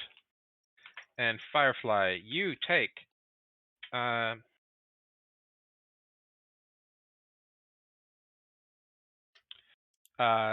27 points of piercing damage, Okay. and it's going to attack you with its claw attack. The last thing to hit it was Acer. The next, so it's going to attack the summoned spider. 16 will hit the summoned spider. Yep. That is 10 points of slashing damage, and it must make a strength saving throw. Well, it's like the spider's dead if it gets hit. Okay, so it just disappears. Yeah. Yeah, whenever it dies, it disappears because it is a summoned creature. All right, that is the end of the wolf's turn. It is now Iris's turn. Okay, I'm gonna try to whack it again. Okay, heck you do. Smack it. Very, very hurt. Oh no, I don't think it's gonna hit. It's 12. Nope. I'll try again. Swing at it, and it clangs off one of its teeth. Massive, massive teeth. Its teeth are probably like the size of 23 bottles. to hit. Yes. 23 hits. Okay, can I use a key point to do stunning strike as well? You absolutely can. Ooh. Do I have to Roll roll damage damage. first? Roll damage first. Okay. 7 points of damage. It had 7 health points left. Oh my god. Iris, how would you like to kill it? Hey. Woo! How do you want to do this? I would just like to smack it really hard in the face and just watch its head like hit the ground really hard. Okay, yeah, you bring your staff down, conk, you smack it. You actually reach up and over its snout, and you catch it right between the eyes, and its head goes right into the ground. And you think, this should have killed this thing. And it sits up, and you hear the laugh once more. Oh no.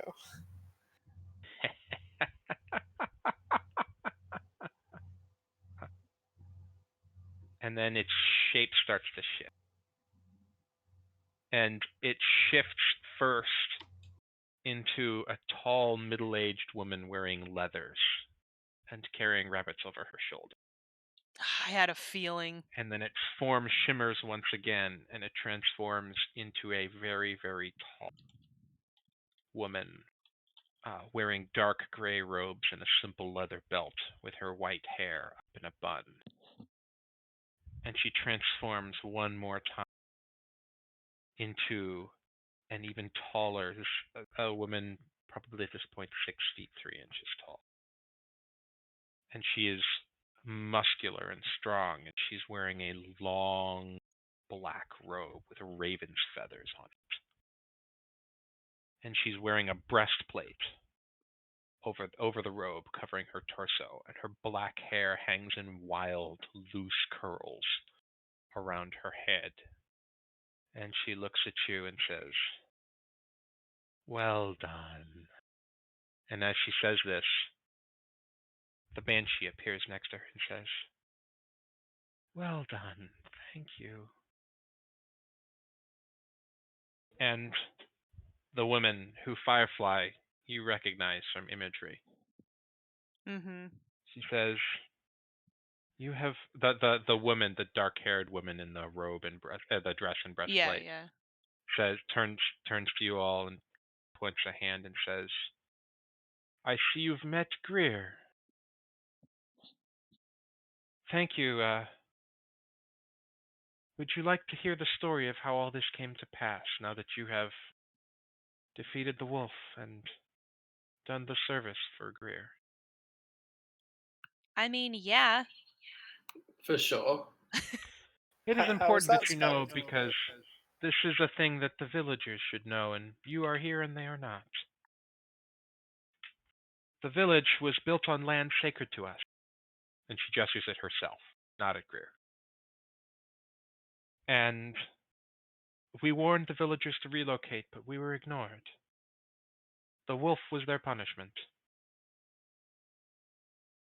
And I sensed at some point in the village a like-minded spirit, a spirit of compassion and understanding. And I sent a dream to her, and she gestures at Greer. So we sent a dream to her, and she gestures at Greer. And would you like to tell the story, my dear? And Greer says, the dream told me that if I stopped the hunters, the wolf would leave. And I was not successful, and the hunters went, and the hunters died.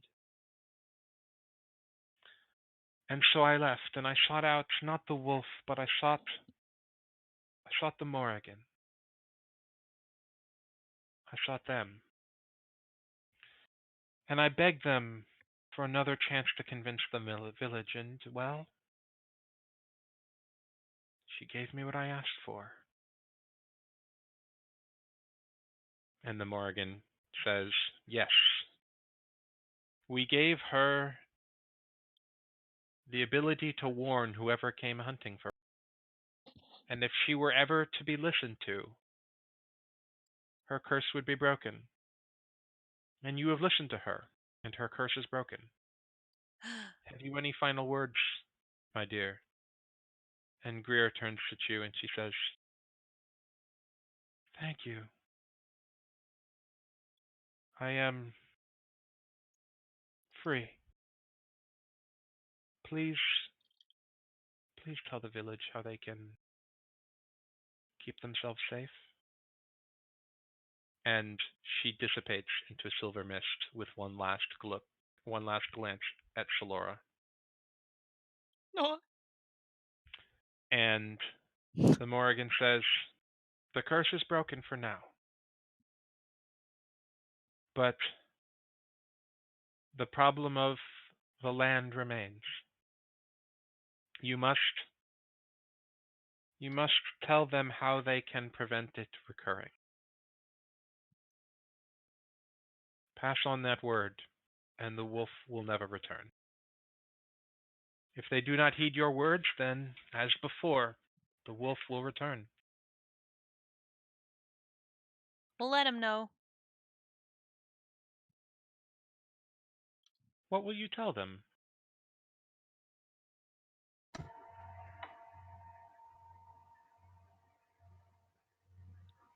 We'll tell them the story. We'll tell them about you and the banshee. And we'll teach Tell them. them the truth. Yeah. Solora's just crying in a corner because her Oh. girlfriend is gone again. Oh for 2, man. Keep hitting on the ghost. And she says, tell them to keep my temple and pay offerings, and to keep the memory of the girl who tried to warn them and was not listened. And she bows at you all, and she says, I hope for your sakes and for the villagers that we do not need to see each other again. Yeah, I hope so too. And she goes, pff, and she like bursts, dissipates into a cluster of ravens who all fly up and disappear into the forest. And you head back to the tavern and the inn, and you see waiting for you, nervously drinking a very large mug of what is, you can probably guess, is an alcoholic beverage. You see Fergus. And when he sees you, his entire body is tense. And when he sees you, there's just this burst of relaxation. He looks like he melts. All the stress leaves his body, and he says, "Is it done? Is it done? Have you defeated the wolf?" Yeah, but we got some shit to tell you, so you better call a town meeting or something. Oh, yes, we can do that. We can do that. Where? Should we do it here? Should we do it where? I don't care. Just make sure everybody's there. Okay. Go. Some of you look hurt. Go clean up. Meet in the town square in an hour. I will get as many people out as I can. Sounds good. And you go get cleaned up. Yeah, who looks rough? You can. I'll just You can hit you take. guys with some heals. You can I take look a rough. short rest. You look rough? I do. How rough? Yeah. Like very rough? Mildly rough. And she. Like- It's a short rest too. You can burn hit dice to heal too. Oh, yeah. Oh yeah, an hour. So you can heal with hit dice if you like. Right. If you're down hit points. Right. You have Iris, you have 5d8 plus however many you roll times your con modifier. 5d8? So you should have no trouble getting back to full. Holy shit. Alright, never mind. And you all meet back, you all get cleaned up, you tidy your clothes. Iris, you notice that there's a couple of slashes in your blouse, like you saw.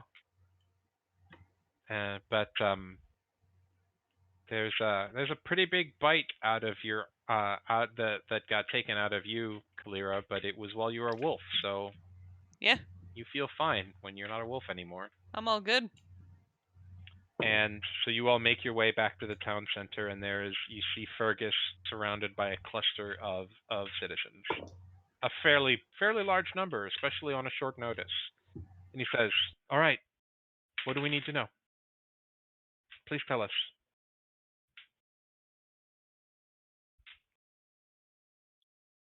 Anyone else want to take it? He says, "All right." He says, "I should tell everyone who you are." He kind of stands up. He kind of has someone actually pull up a small stool, and he climbs on it because he's a halfling, so he can get up about everybody's eye level, and raises his voice and says, "These are the adventurers who killed the wolf. They have something they have to tell us, and they have earned the right to do so. So, please." And he kind of gestures at you. What do you want to do?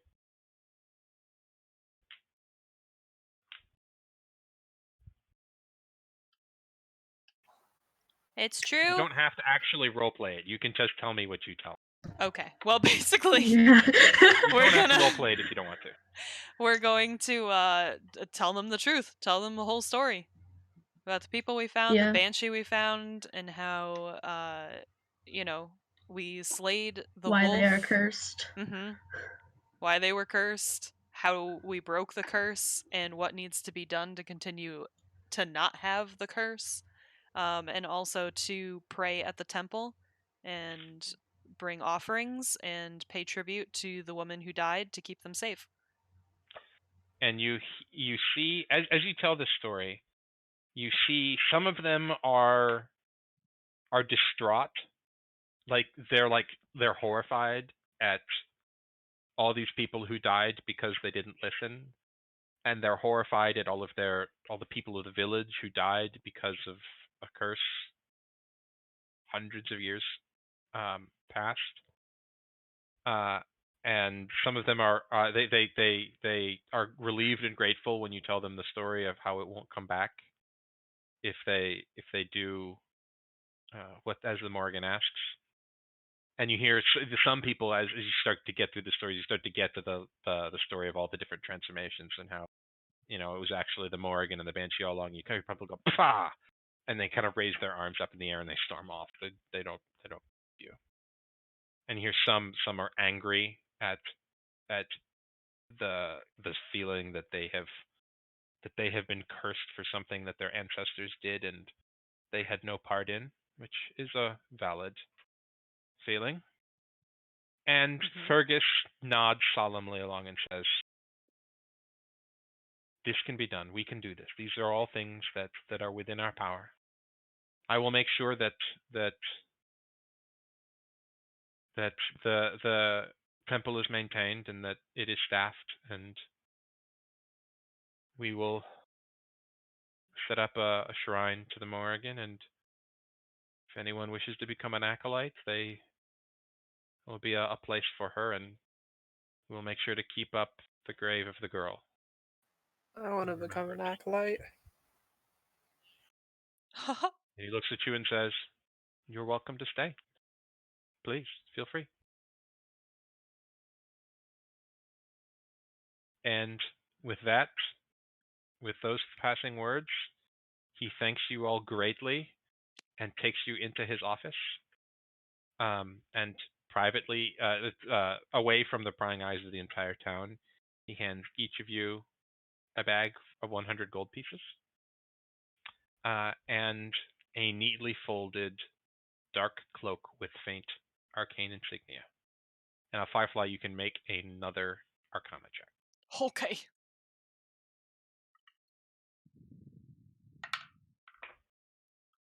Oh, 23. I rolled a lot of 19s tonight. It is a cloak of protection. Oh, nice. And so one of you has the short sword, one of you has the raven, one of you can take the cloak. That gives and, bonuses to AC, right? I believe it is +1 to all your saving throws and +1 to AC. It's a real Varys good should item. take that. Varys should totally take that. 13 AC. Yeah, I mean, I'm Varys down. also has access to bark skin, and Iris got punched a lot. Yeah, true. I was actually going to cast Barkskin on Varys if it got to that. All right, so you guys can decide how to. You can't all claim them. You have to distribute them equitably amongst yourselves. But I will say that whoever doesn't get a magic item from this, DM me, and we will work out a compensatory magic item for you. So Did anyone want the Raven statue? I'm happy to keep it, but did anyone want it? Because I'm also happy to just give it to whoever if you were thinking you wanted it. what it does, so I added it to Firefly sheet, Yep, but I'm sorry. I'll Go explain ahead. it to everybody. No, it's okay. I'll just explain it to everybody. I love figurines of wondrous power. They're super cool. It is neat. I'll just copy and paste it into group 1. Copy and paste the text. I don't want to be greedy, so if someone else wants it too, it's okay. So what you're saying, Well, Firefly, yeah, but you deserve to have one too, Firefly. You do not wish to be a loot Firefly? A loot? Why you do this? A loot dwarf? Wait, no, that's not right. What's the mystical creature that is you talk about? Oh, right, goblin. That's right. Bullied, I tell you. All right, so You're all witnesses. that's all right. Someone else will DM next month, and you can bully me. Are you gonna be a PC? Yeah, I'll play next. I'll play as a PC. Yay! I like Amazing. Yeah, and I have modules from this. I have tons of. You guys all stay level 5. No leveling up. You'll stay at level 5 for a little bit. I think level 5 is a real good level. And you said we got 100 gold from this one, right? Yes, each of you gets 100 gold. Nice. Also, you can keep your healing potions for next time. All your healing Yeah, potions and my poison. carry over. I get 2 healing potions. Woo. Yep. Sweet. Apples was smart and bought a healing potion in advance. You didn't even need mine. You were being nice. I didn't want to deny it.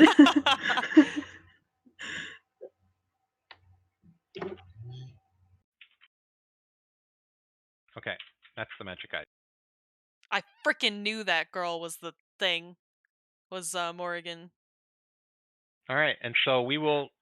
This will be scene down. The curtain will fall on our scene, and you will leave yourselves to a grateful town. The people of Bad Unfithich, the married dwarf and half elf couple. The ladies will so that your money is no good at the inn. You can stay there as long as necessary. And if you are ever in Bad Unfithich again, you're welcome to stay there again. Woo! So we are done for the evening. Sweet, Amazing. sweet. Thank Yeah. Right you. amongst Thank yourselves, you. who wants to stop? Woo. Thank you for, Nice job, for everybody. DMing again, Aya. You were Nice. wonderful. Yeah. Here we can sort it out off camera. I will wrap Yep. it up. Thank you everybody so much for watching. I hope you enjoyed the one shot. Thank you very, very much to our players, Apples, Zai, and Ducky, and obviously especially to Aya for DMing for us again. Very much appreciated. And thank you all again for watching. Love you all. Goodbye. Bye. Thanks for watching. Boy.